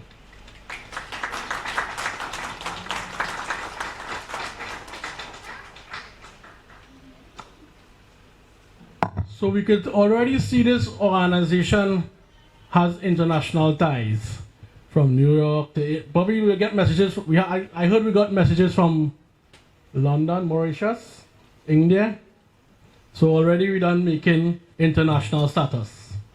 And we should say hello for all the rest of the international people who joining us via YouTube, Facebook. Hello to everyone. And keeping straight in the program, we will next invite to the mic Ms. Neela Khan. Ms. Neela Khan is a former Deputy Speaker of the House, former MP for Princestown, and she's also a member of the IDC and the GIO Women's Council. So, we now invite Ms. Neela Khan.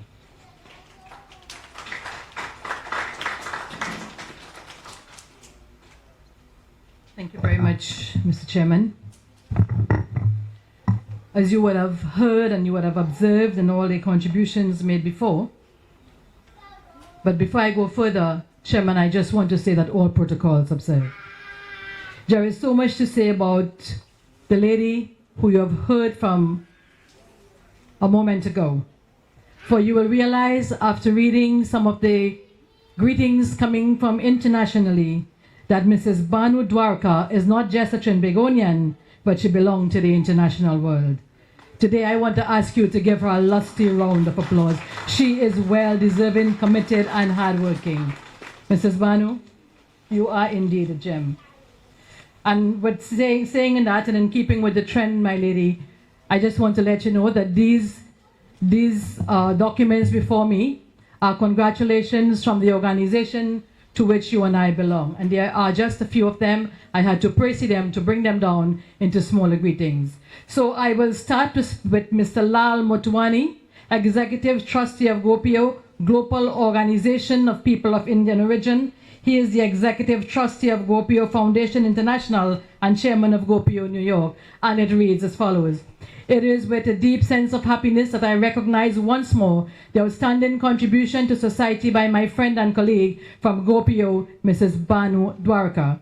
She is a life member of Gopio. Together we have collaborated on many projects in New York.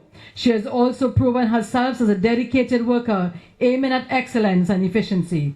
Today I take this opportunity to extend to her our sincerest congratulations and best wishes to her for her success in her endeavors.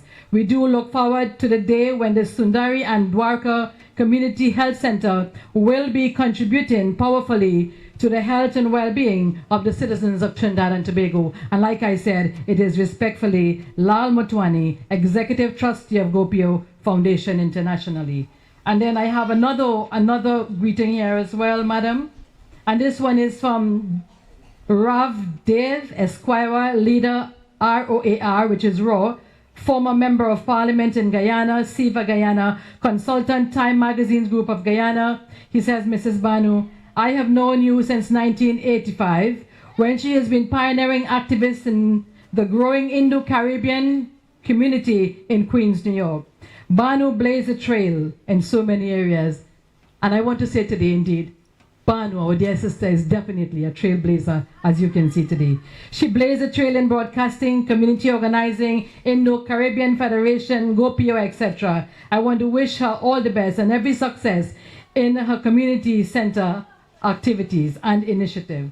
We have another one here from Gopio, which is really a global Indian organization, and it is written by Mehen Punaswani. On behalf of the organization, we send your best wishes on this new venture, madam, namely the Soondrie Dwarika Health and Holistic Healthcare and Training Center. You have always been energetic, honest, and hardworking. We love you, we cherish you, we admire you. You are indeed a gem, and you have achieved your vision and goals. You are always on target. And imagine, Trinidadian, Trinbagonian, travels the world all over, belong to so many organizations, and today they say she are always on target. I must tell you, you are definitely a hard worker. And this is from the chairman of Global Indian Organization, Lord Rana, from the president, Dr. Anna and Eshill, Global Ambassador Rita Abraham, GIO Europe, Mehen, and all others of the organization. And then there is another one here. It says, I'll tell you who it is from at the end of it. It says, I'm delighted to be amongst you and your project, as you the people, and you our dear sister Bano, as you celebrate your achievement today. Such achievement is definitely a remarkable one. Your project in itself speaks volume. It's a feeling of deep happiness and contentment.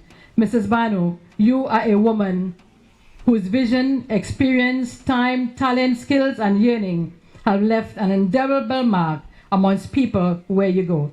I wish to extend my sincere congratulations to you and to your people of your community and its environs. You are indeed a remarkable person. Today I want to wish you all the very best as you continue to enhance and uplift the spirits of mankind. Respect to all, respect to your people. Much love.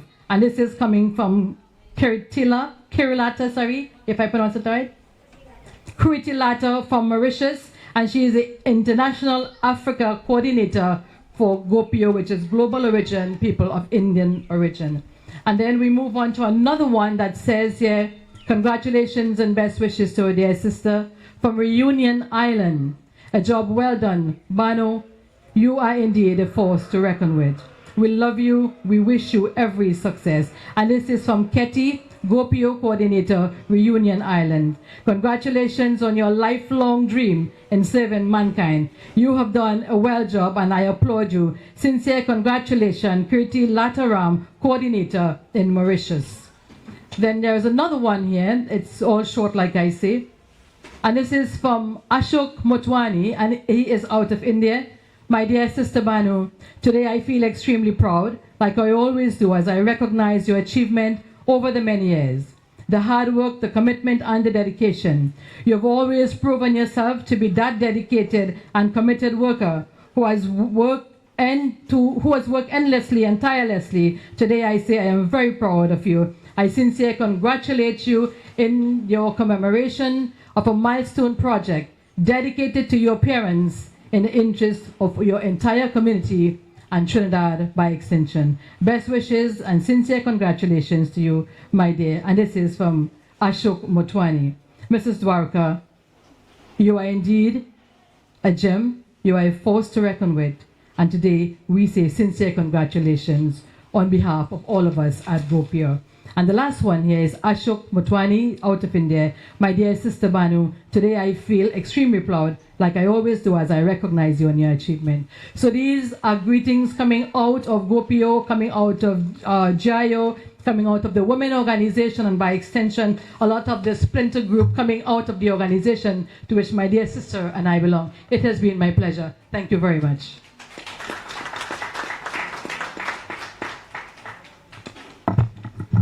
Thank you, Miss Neela Khan, for that various messages of all those different organizations. Perhaps we will need a bigger community center here if all those organizations were to be here. So we look forward to it growing bigger and bigger. Continue with the program. We will now invite our counselor for the La Fortune DB North area, Mr. Krishna Prasad Singh, to the podium for greetings, blessings, and his message.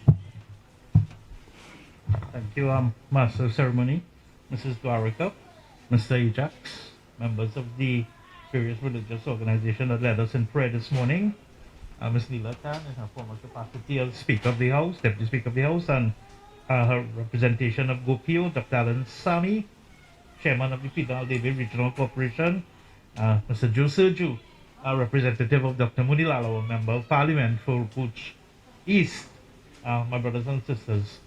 Assalamu alaikum, Sitaram, good afternoon. It is my pleasure to be here this afternoon.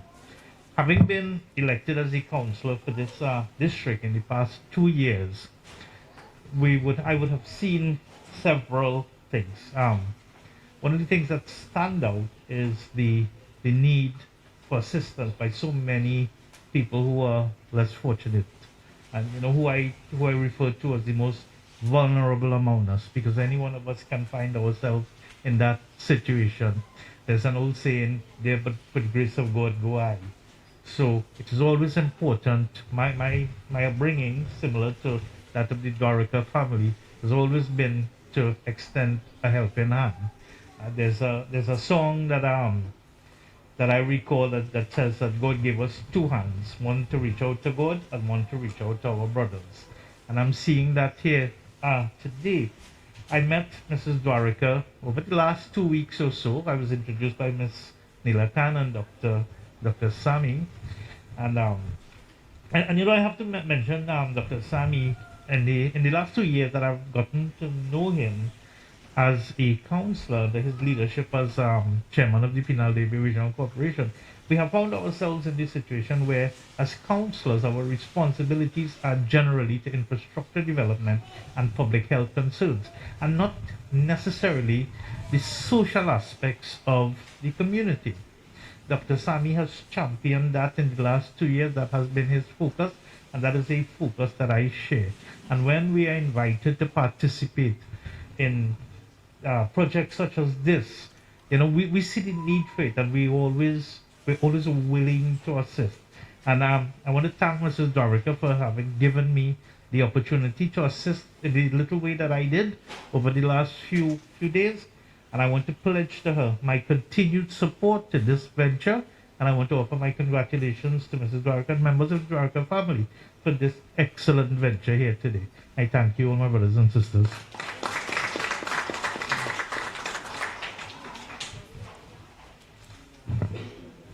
Thank you, our dear counselor, for that wonderful message and words of inspiration. We do look forward to your continued support, and it was a pleasure having you in our midst. Thank you for being here. Moving along with the program, we go straight in continuation, and we now invite the Honorable Dr. Alan Sami, our chairman of the Penal Debe Regional Corporation, to take the podium.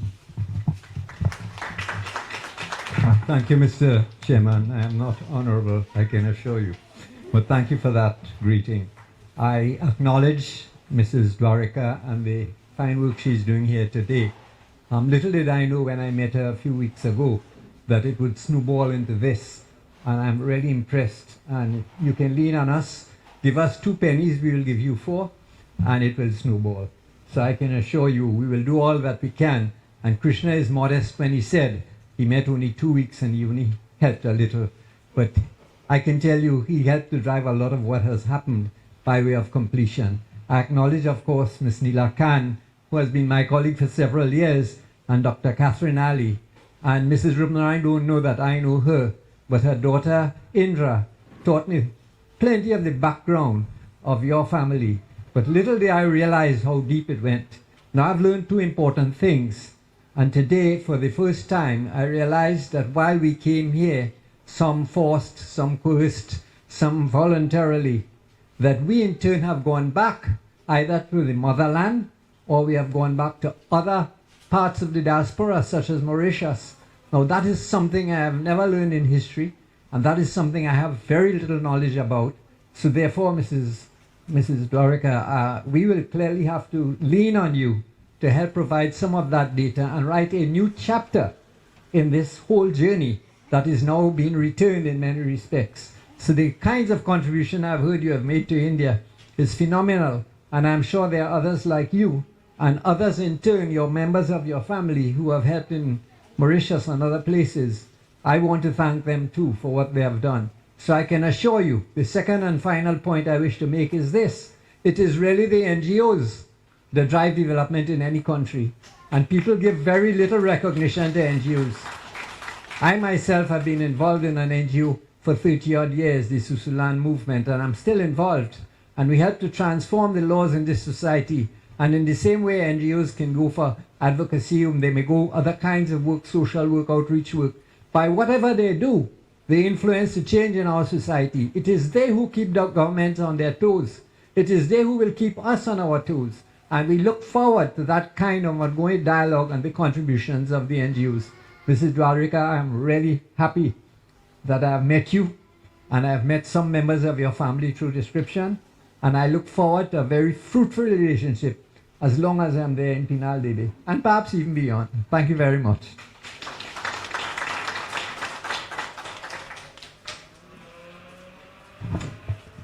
Thank you, Mr. Chairman of Penal Liberia Regional Corporation, Dr. Sami. Actually, you know, Dr. Sami, his wife, taught me agri-science at the Penal Junior Secondary School. So, well, as you can see, I pass and I was taught well.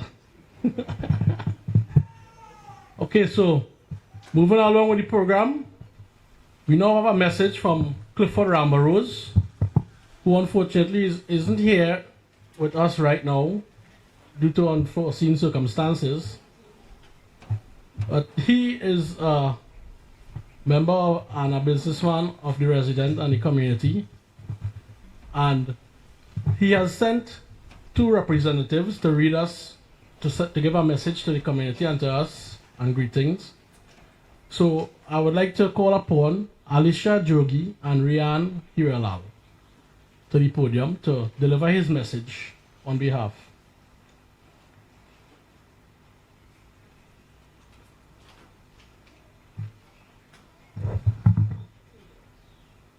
Thank you. Good afternoon.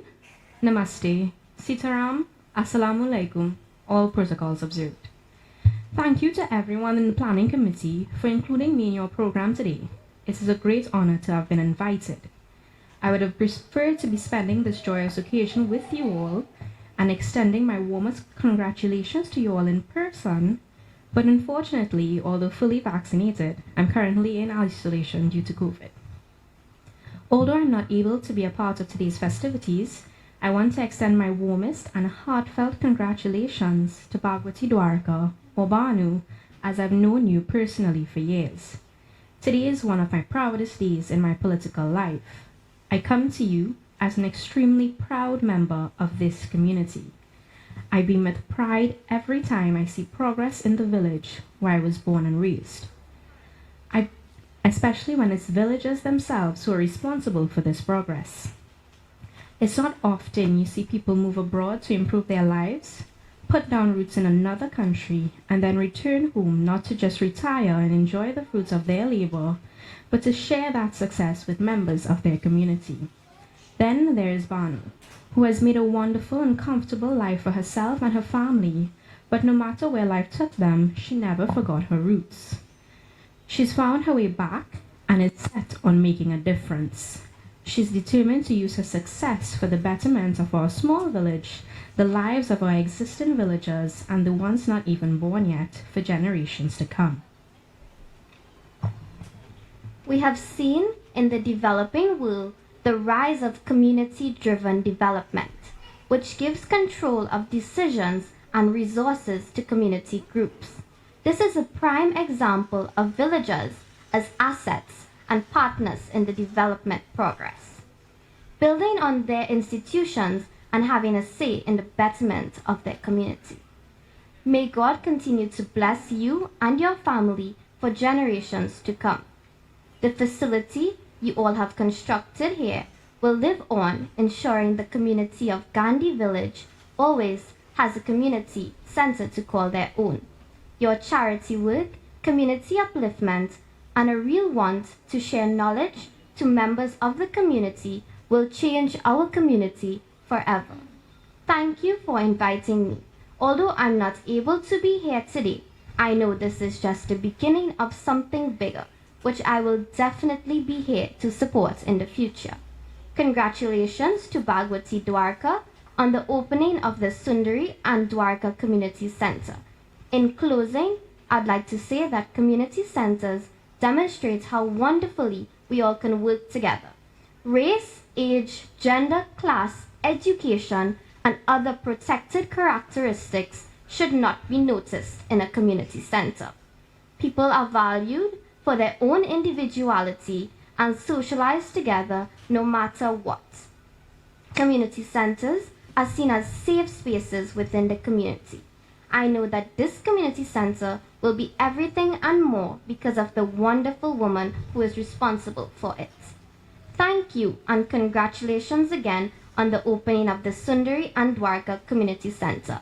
On behalf of Clifford Ramburrows, senior member of the governing party of the Republic of Trinidad and Tobago, the People's National Movement, Shadow Member of Parliament for Oropouche East.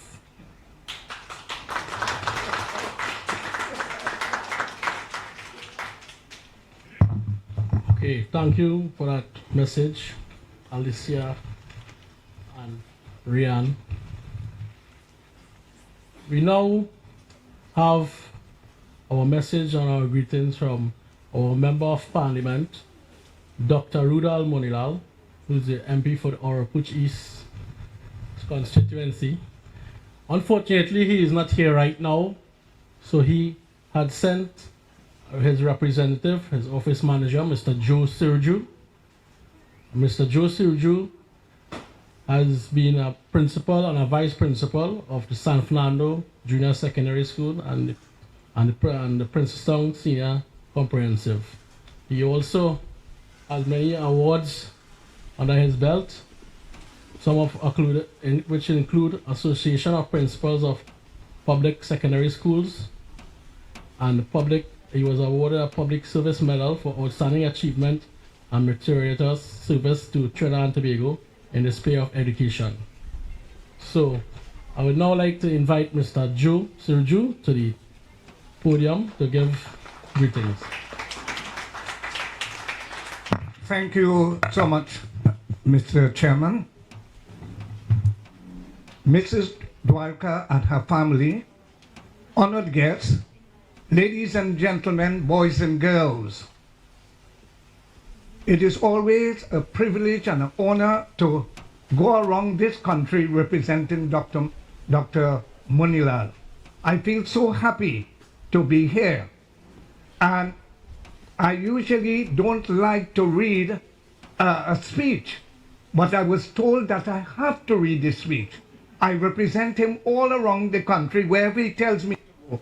But here he has given me a speech to read. Now, Dr. Monilal has told me to inform the family why he is not here, due to circumstances beyond his control. And he has apologized sincerely to Mrs. Dwarika and, of course, the audience here. Now, if I don't read this speech, I am worried that this gentleman here may inform him that Joe is not listening to you. And if I don't listen to him, I may not have a job. So, ladies and gentlemen, I am now going to read what he has asked me to deliver to the Dwarika family. Let me commence by expressing my profound gratitude and deep appreciation to Mrs. Bhagwati Dwarika, her husband, Mr. Shakil Ajax, I hope I'm pronouncing these words right, and by extension the entire Dwarika family, and bringing to reality this project here today.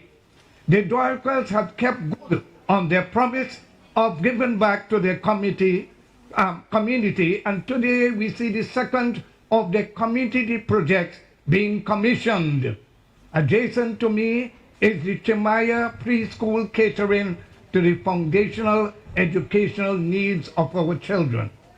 Today we are indeed privileged to be part of this historic opening of this community center here at Dwarika Avenue in Davie. According to Mr. Dwarika, the center will adopt a multifaceted operational approach from alternative Medicare, senior citizen, social therapeutic care, cultural, religious, and social activities.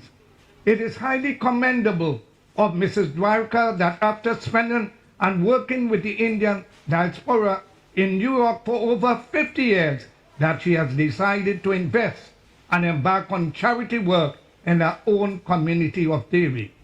Let me, as Member of Parliament for Oropouche East, pledge my support for this initiative and look forward to working with the Dwarikas in improving the lives of our people in these parts. Once again, congratulations, best wishes, and blessing in all future endeavors. Ladies and gentlemen, let me add my 2 cents. And I want to tell you how I met this wonderful person. A gentleman by the name of Mr. Narayan Singh, and Mrs. Dwarika mentioned the name. He called me on my phone and he said, Joe, I am bringing to the office a very important person. And I said, sir, your wish will always be my command. And Mr. Narayan Singh brought this young lady. I say young because she's far younger than I am.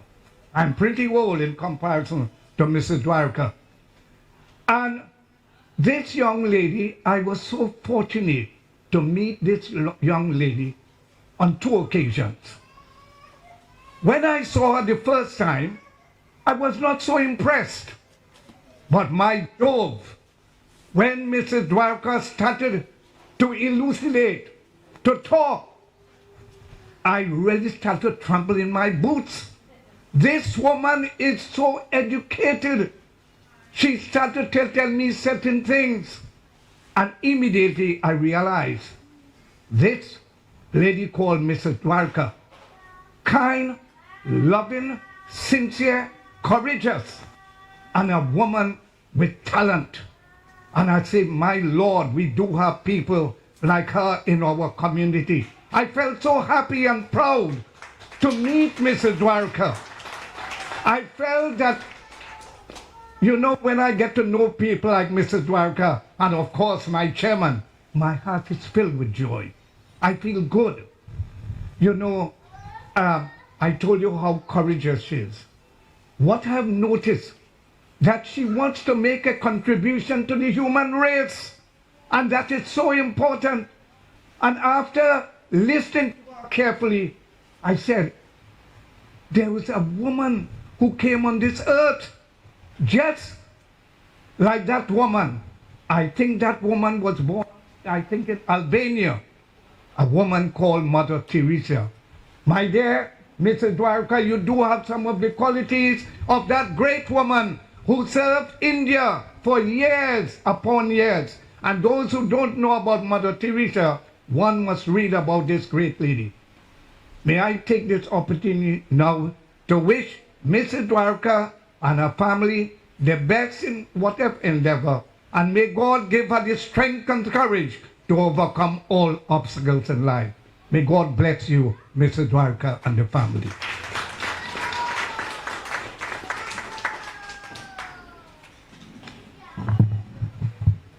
Thank you, Mr. Joe Sergio. And yes, indeed, Auntie Banu is perhaps the Mother Teresa of the Dwarika family.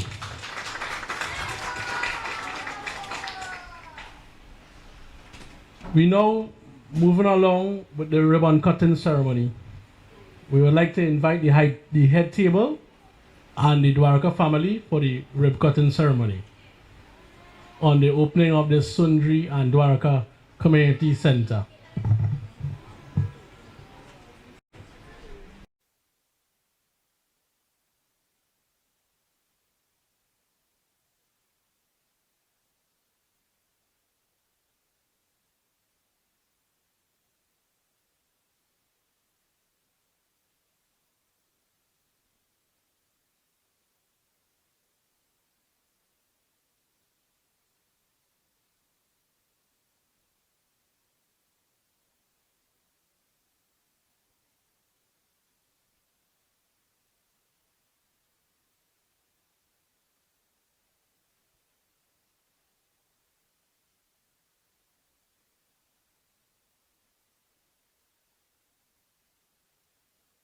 We need to get activities going.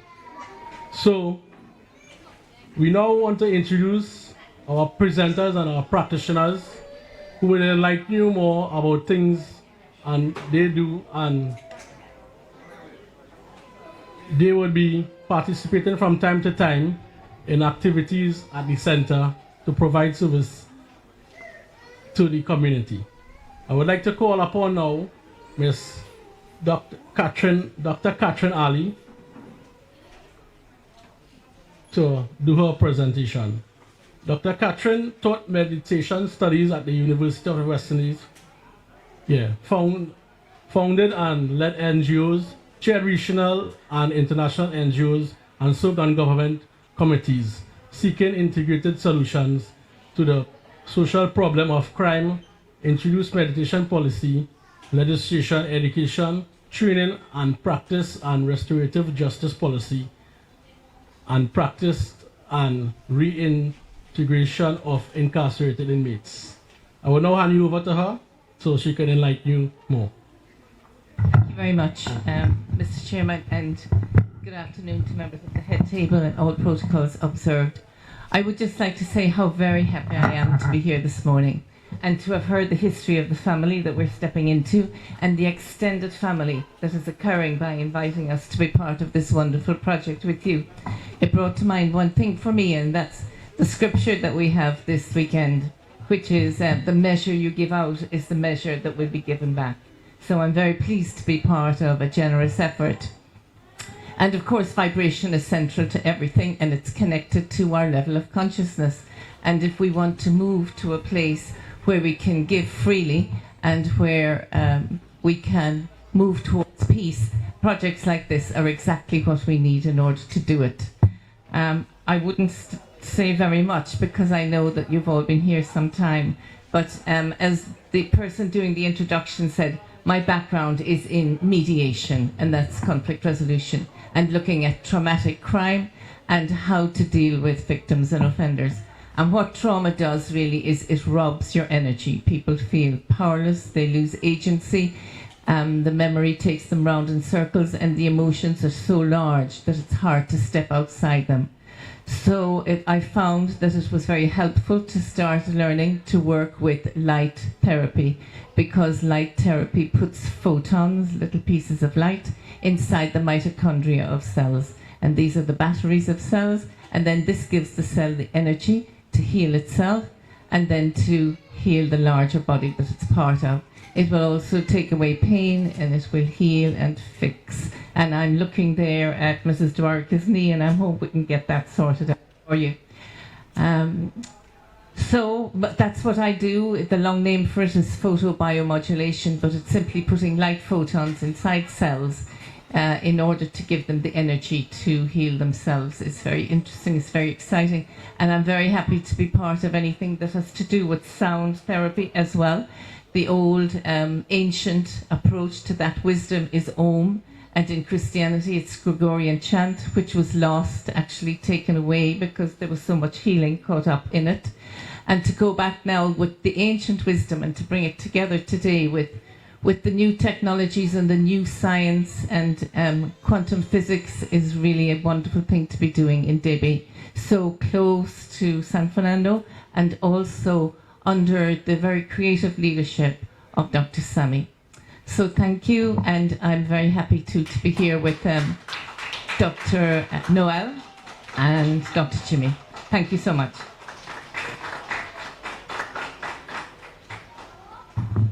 Thank you, Dr. Catherine Ali. I know it's been some time you all been seated, so I'm trying to speed through this program so you all can be on our way. I now invite Dr. Raymond Noel to the mic to elaborate us about his practice.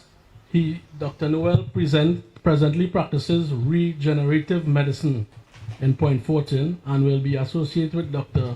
Christine Ali in Marabella. Dr. Noel has an active public health practice which consists of 24,000 registered patients in Tobago. So I now invite him to elaborate on his teaching. Oh, you want me to bring out?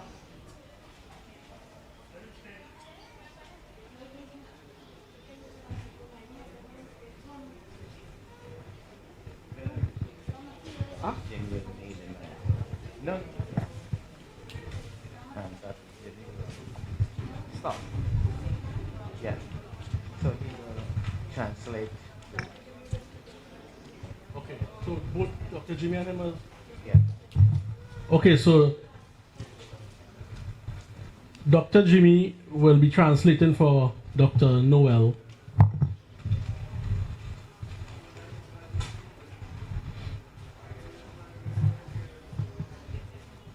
Good afternoon to everyone. All protocols in order. To the lady and gentlemen at the head table, and to all the guests and the Dwarika family, especially to the lady at the head table and her husband. You have had a lot of competition and you survived. So we'll celebrate that. And to the children, and particularly the Hispanic population. Buenas tardes a todos los damas y caballeros presentes, los miembros de la mesa, las personas allegadas, los niños que están por ahí y la comunidad hispana que nos acompaña hoy.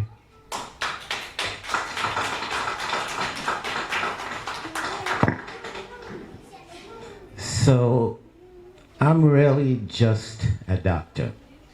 Plain and simple, born in Point Fortin, went to the University of New York, trained as an internist and an addiction specialist. Yo soy simplemente un doctor, nacido en Point Fortin y que fui entrenado en una universidad en los Estados Unidos.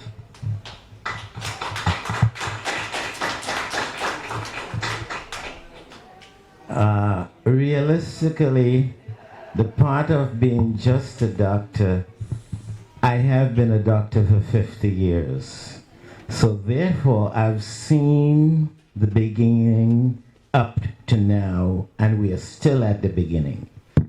Yo he sido un doctor por los últimos 50 años y desde mis principios me di cuenta que en la medicina estaba comenzando y seguimos en ese inicio.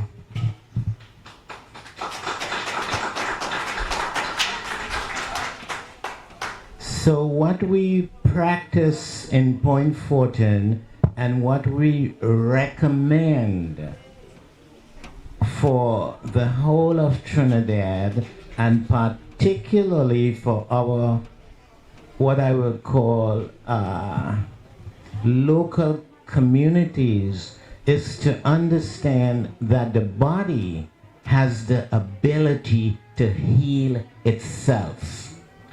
Entonces nosotros lo que estamos enseñando e impartiendo en nuestra comunidad es que el cuerpo tiene la habilidad de regenerarse a sí mismo y curarse.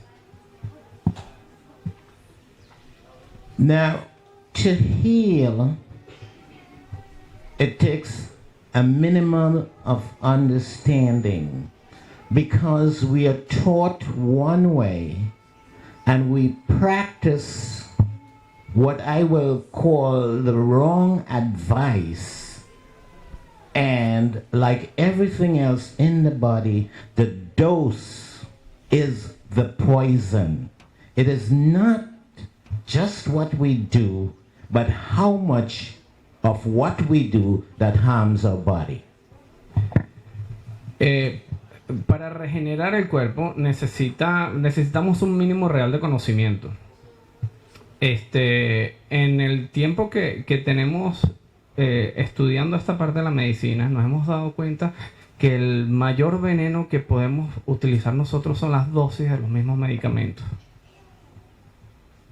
So that, let's look at our body. Basically, we have 4 classes of foods. We have vitamins and vegetables. And vegetables are there to give us minerals and vitamins, not energy. Y podemos ver de que en las comidas tenemos 4 tenemos 4 tipos de alimentos que están los vegetales y que en ella están los minerales. The other energy giving parts of our diet are carbohydrates, proteins, and fats. En otra parte están los carbohidratos, que son los que nos pueden suministrar energía, y las grasas.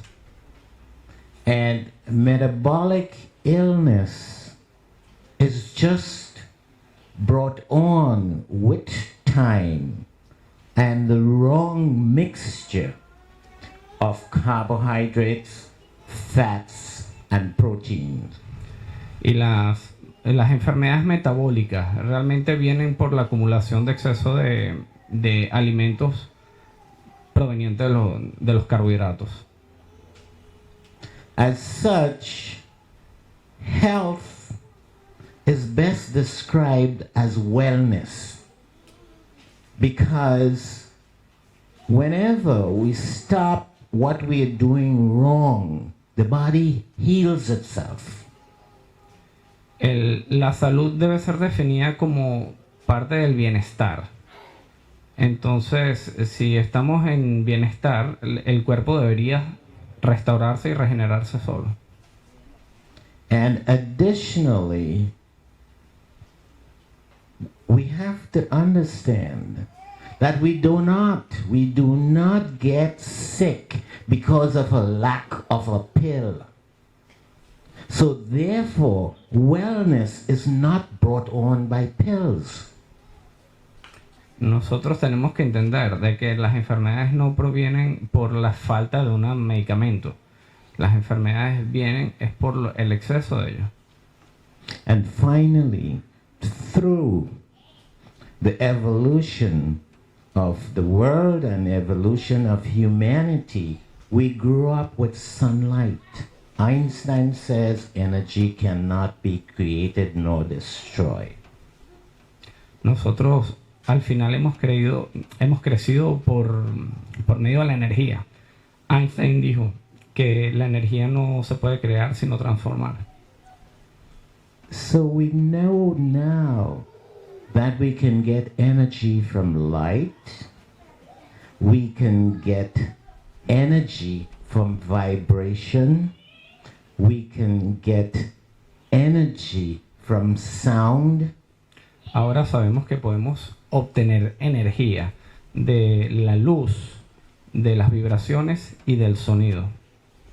We get energy from vibration, and these energies cause genetic changes which contribute to wellness. Thank you. We use these in our office to create wellness. Este tipo de energías que podemos darles al cuerpo pueden ser creadas por las vibraciones y que contribuyen a la estimulación celular y regeneración del cuerpo. Muchas gracias. Eso es lo que nosotros utilizamos en nuestra oficina.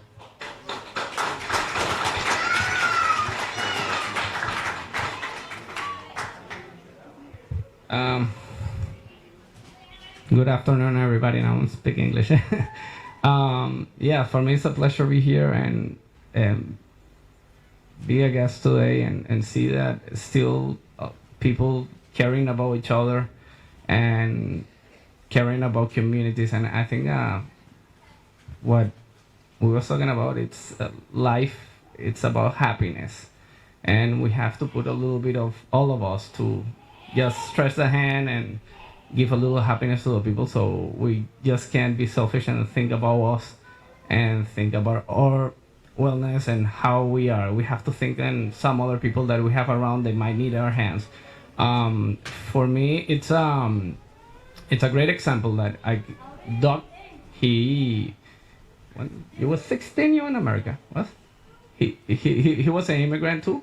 He left to America as a young boy, and some people give him a hand and allow him to be what he is today. And the same way happened to me. So about 5 years ago, I'm from Venezuela.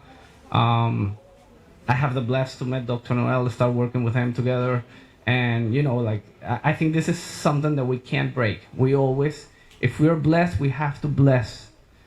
And I think it's very important that I see a lot of Spanish people around and to join them and help them much as possible, because the situation in the country where I come from, it's real difficult. They're not here because they want to. So any bless, any help, God is gonna help bless you more for that. Thank you very much.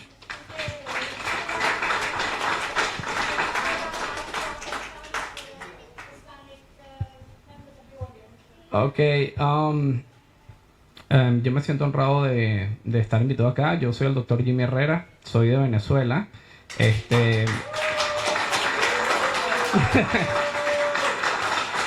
Eso es mi gente.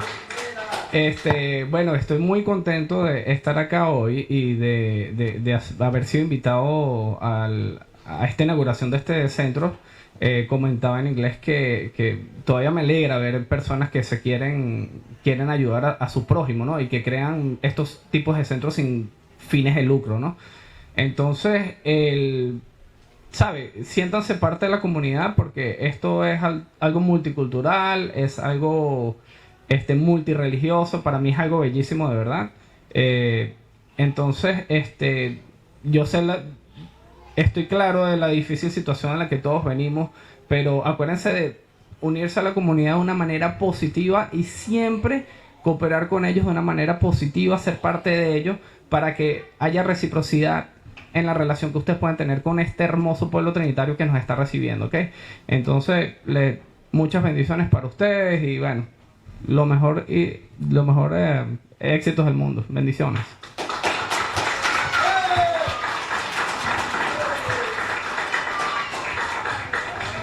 No problema. Mi padre vive en Venezuela por 15 años.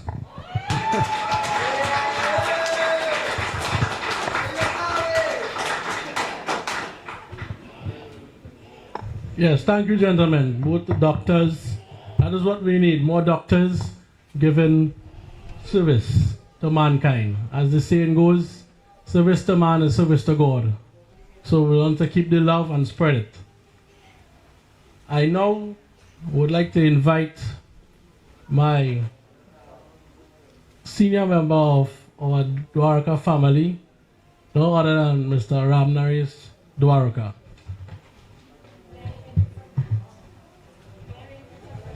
Yeah, on a different forum, he's going to take the podium.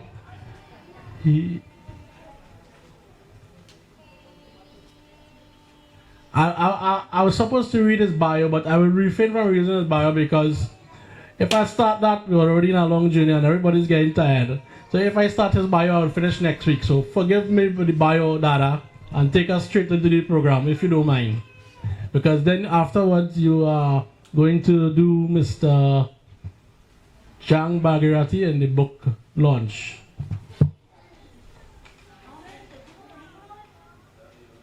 Thank you very much, Rajesh.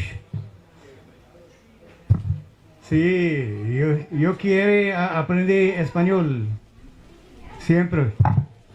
Aprende poquito en la escuela, pero no acostumbré a hablar, ¿no?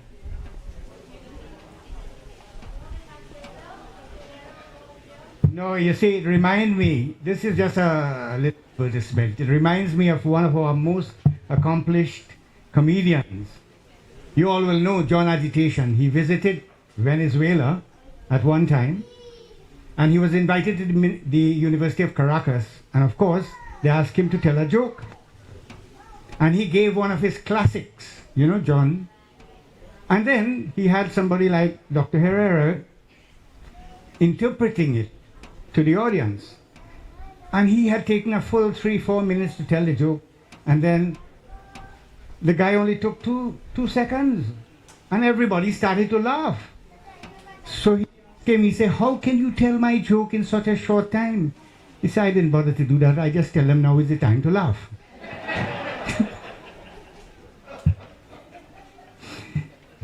All right. It was 1992. I worked at Cora Hospital there as a psychiatric social worker. And I was on my way to St. Anne's Hospital to attend a stress management seminar. But I heard somebody named John Tyndall was in the Jean Pierre complex, and he was teaching people acupuncture to treat addiction. Acupuncture to treat drug addiction? putting 5 needles on people's ears? How the hell that's going to stop them from drinking? Because I'm a person in recovery. I used to drink. I am now 38 years, 2 months and about 10 days since I had my last drink. So I am curious. I went. That was the beginning of my adventure. I know I'm a born skeptic. I don't believe anything people say easily. I had to see this. And even though in the training process I had acupuncture done and I felt good, I felt beautiful, I said, nah, it must be the ambience, it must be the company, away from work and all of that. But then I went all the way to the Bronx, where Bhanu did some training as well with Dr. Smith. And there, Dr. Smith said, are you a social worker or a policeman? The amount of questions I was asking him. He said, go downstairs and ask the clients. There were about 100 people there having acupuncture for addiction to heroin and other drugs. Methadone was one of the problems they were having. And they all attested, hey, thank God for this. Or I'd be dead or I'd be on the streets. And yes, I was convinced. And I came back and I decided to introduce it at Cora. I met with a lot of resistance, and you'd be surprised, from people who are supposed to care, from the doctors, from the medical fraternity. I got the greatest opposition because this was too simple.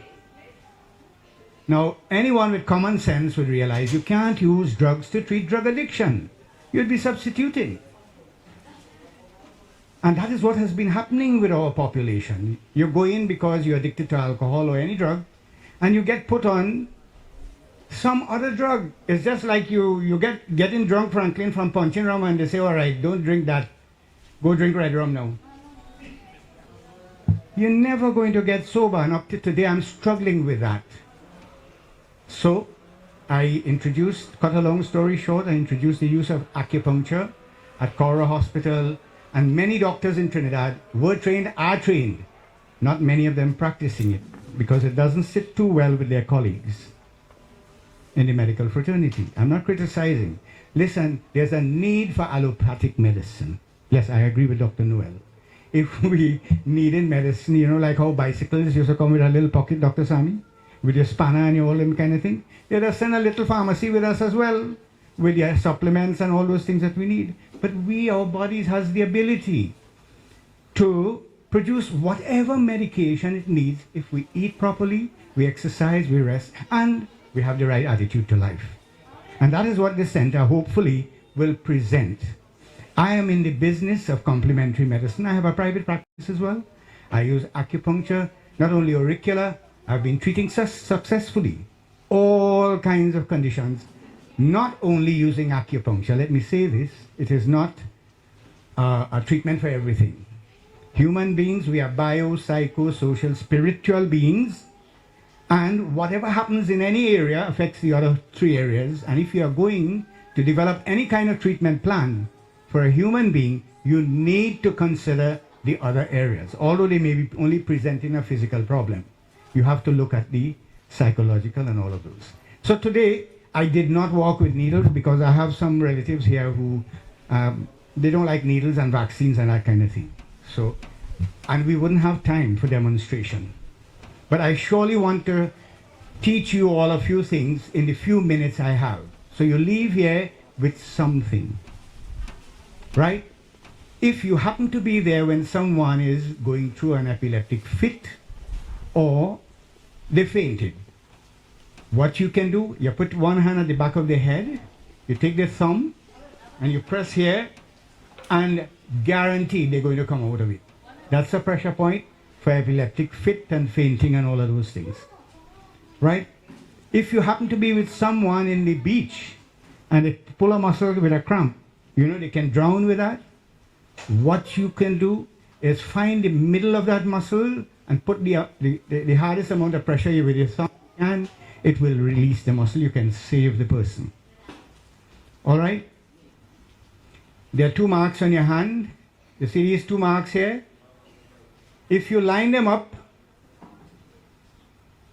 all the other 3 marks are supposed to line up. If the last 2 are not lining up, it means one of your foot longer than the other one. It means that your pelvic platform is out of whack. If your pelvic platform is out of whack, your sciatic nerve is going to give a lot of trouble. You're going to have lower back pains, you're going to have numbness in your feet, your knees will give you trouble, you're going to have a lot of problems. Because if it could show up on your hand from quite here, it means all your muscle groups are connected.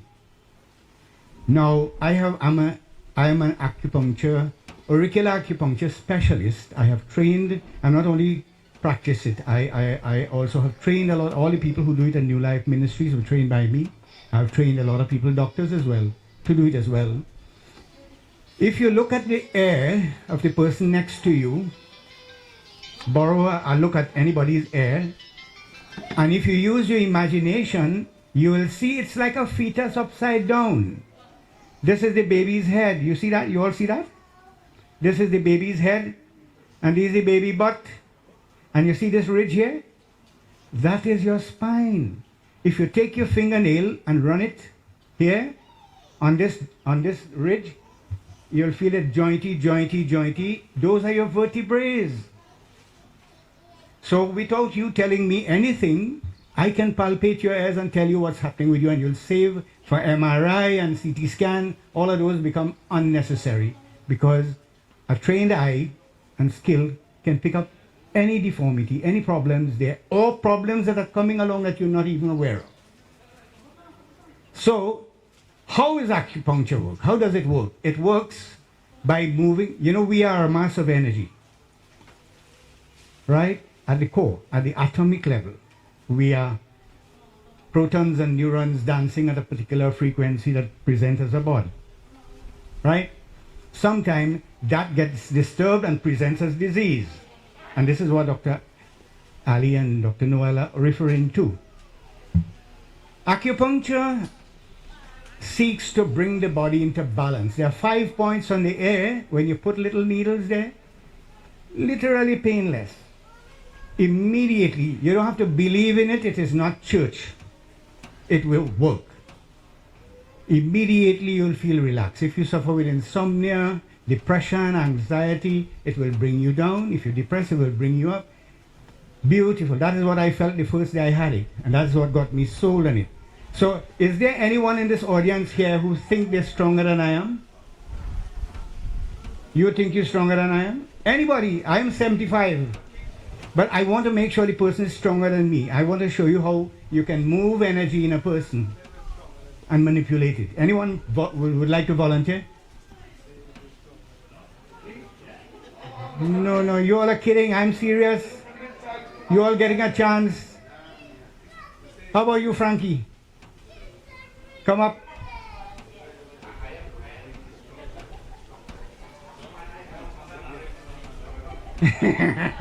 All right, stand up there. How old are you, Frankie? I'm going to put on the mask. I don't want to infect you with anything good. All right. All I'm going to do is move some energy from you.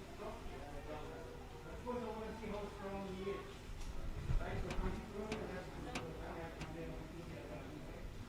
Don't let me carry you. Don't let me laugh. Don't let me carry you. Start pulling out.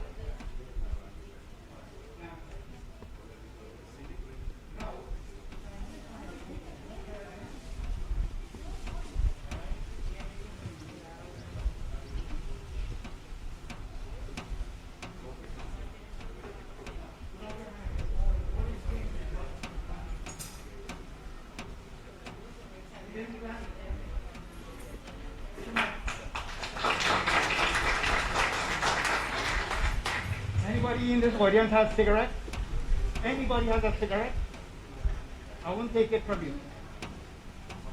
Anybody has a cigarette?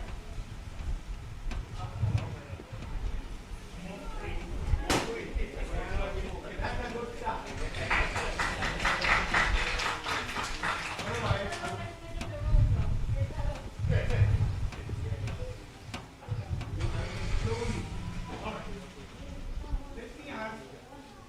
Every one of you here. Point to yourself, just point to yourself.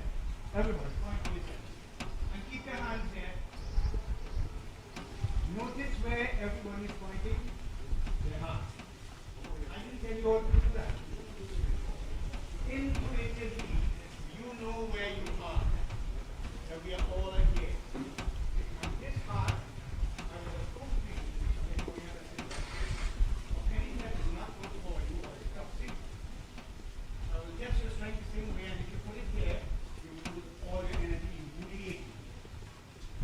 I don't believe in hearing, I believe in seeing. That is what matters. You must experience, see. Knowledge is not information, not education. Knowledge comes from experience. And I want you to know that there's many, many things that I would like to share with you all, but I don't know this presentation to do that. But I want to show you a few things that you can do to help yourself. I also teach meditation. I taught meditation for many years. They finally tell you, we all want to be happy. Right? Oh, God, that's right. Anybody here? I'm tempted to do this. I was going to tell you about this pastor. You know, he said, everybody who want to go to heaven, put up your hand. And everybody put up their hand except Johnny in the front row. He said, Johnny, I noticed you didn't put up your hand. He said, yeah, because you had a dead to go. I don't want a dead. Anyway, point is, we all want to be happy. I sought to find happiness in school, passing the exam, winning the race, climbing highest at first, and then getting the job, getting the girlfriend, getting the car, getting the money. I sought happiness in all of that, and when I didn't find it, I tried drugs too. I didn't find it still. Today I have found happiness. Happiness is not in what you have or who you are and where you are. Happiness is simply when you could keep your mind in the present moment. It sounds very easy, because 99.9% of the time when any one of you are unhappy or stressed out, it's because you're regretting something from the past or you're anxious about something in the future, isn't it? And we can't do nothing about the past, and we can't even touch the future. So, been drummed in our heads since we were children, but I never paid attention to it. All of you probably have heard it, and it goes like this. The time to be happy is now. The place to be happy is here. The way to be happy is to make others happy, and we have a little heaven down here. Think about that. Think about that. Think about that. That is what this center is about. The way to be happy is to make others happy. How to keep your mind in the present moment? Only meditation can help you to do that. When we could do that, you could avoid a lot of unnecessary worries. You know, the good books say, enough unto the day are the troubles thereof. That is what they were talking about. And I can go on and on and on. I am very passionate about what I do, what I say. So I lose track of time when I'm speaking. But when I look and see my sister watch me, I know what she means.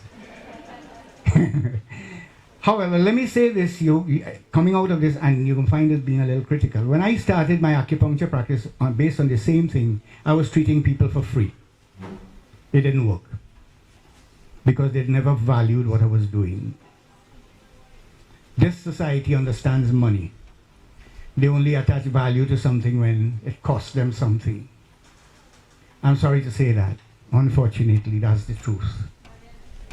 So, yes, you might want to consider that people value what you're doing here because they invest in it. And I had remembered something else, but if it was important, I'll still remember. I don't remember anymore. So I would also want to close up by introducing my friend who is here to do a book launch today. He is Jang Bahadur Bhagirathi. Little short fella, but don't let his height fool anybody. That little guy there has written dialogue for films. He wrote a full-length movie called Chalo Chinidad that I have read, and I was very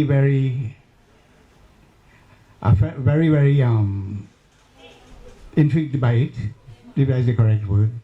And then he has also written a book, and he has the humility to include me in that book as well, and Bhanu. And that book he's going to launch today. Here, he didn't. I thought he'd walk with a whole box of books because so many people would have wanted to buy it. But I think he's just going to use the opportunity to present one. But all of you, please try and avail, and especially if you live in this community, you should get a copy of that book because there are so many people who, this is the first time I'm seeing any author of repute. He has written other books, but taking the time to record the history of people in a community who are with us still and who have left us and gone, so that for posterity, the younger generations will know whose shoulders they are standing on. So I welcome John to the podium now to speak a little bit about his work, and the MC will deal with you on the time. Thank you.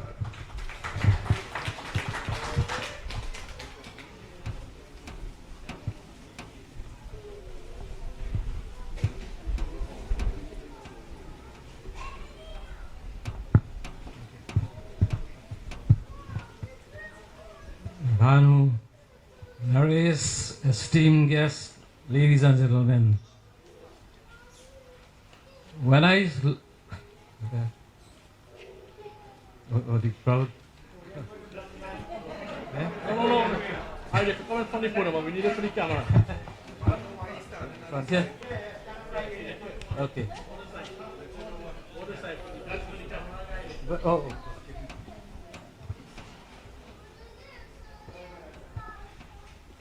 Sitting here quietly and listening to all the good things that have been going on and the contributions which Bhanu has made, including the whole family, I was intrigued and very happy to be here.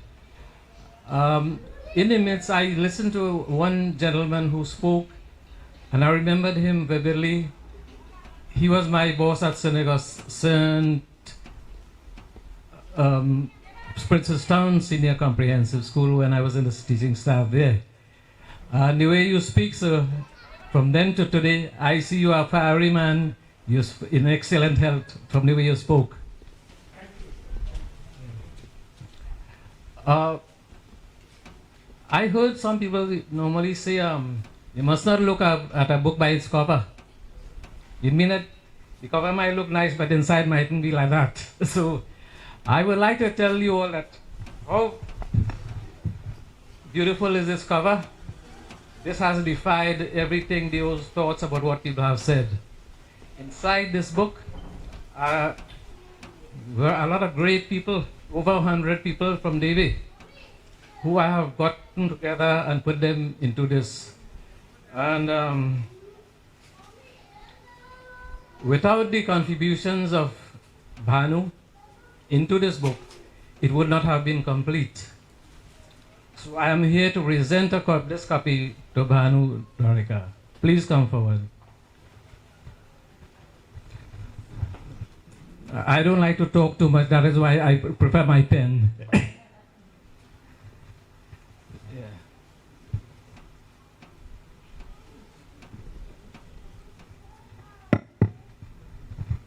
Get a mask rest, but unfortunately, for the moment. Those means. Thank you. Thank you very much.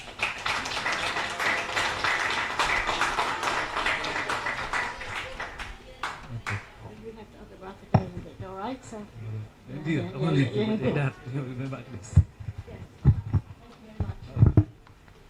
And there you have it, ladies and gentlemen, our book presentation by Mr. Jang to the founder of this community center. I know, well, last but not least, we reach our final item for the program, and this is our vote of thanks. So I now call upon no other than Mr. Soondrie and Dwarika, my father, to give the vote of thanks to the ceremony.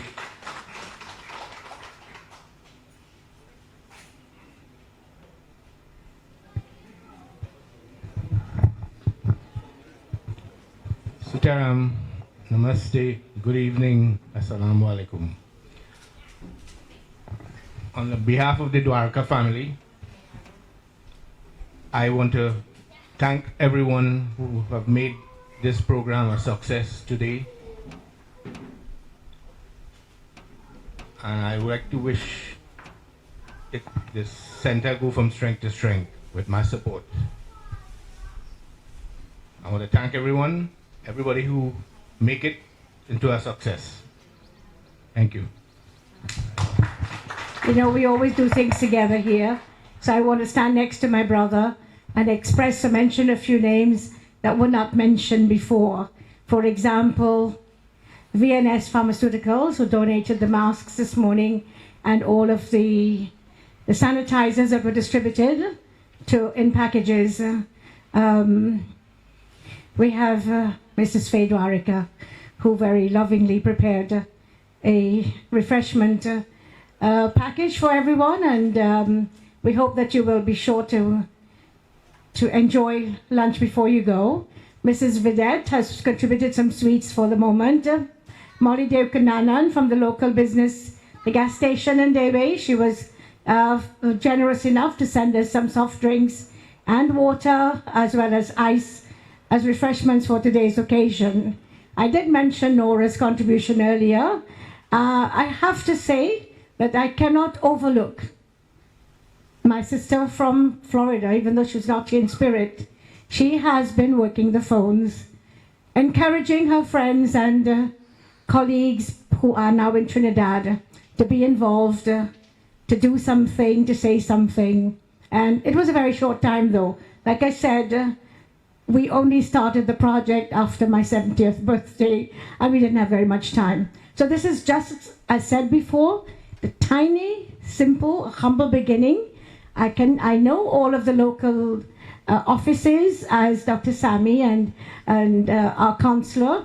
You know, they have not just responded as members who are in offices. I've had a few minutes conversation. I know this is a vote of thanks. I won't go into any further, but Mr. Krishna Prasad Singh is a jewel of a human being in the future.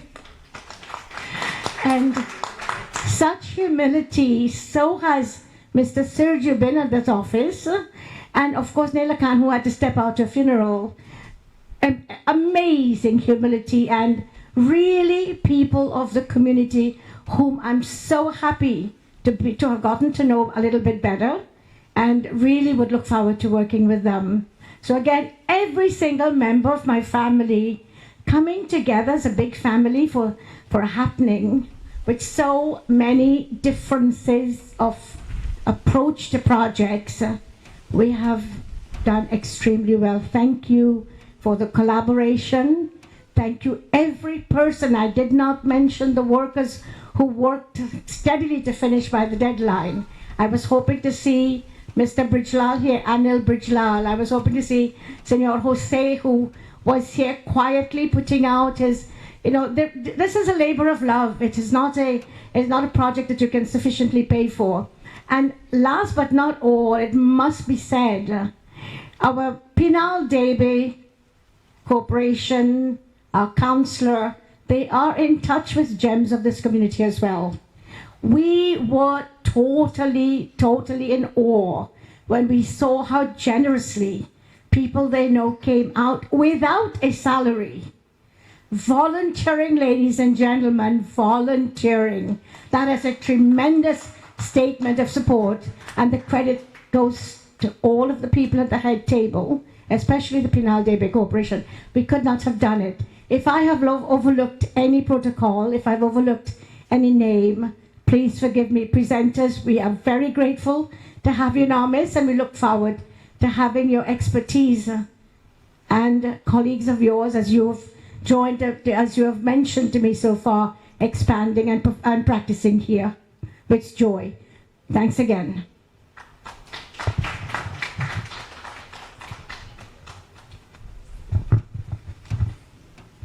Okay, folks, ladies and gentlemen, I hope you all had an enjoyable time. And this brings us to the end of our program and ceremony. refreshments will be served, so do enjoy and have a safe journey back to your homes. Thank you.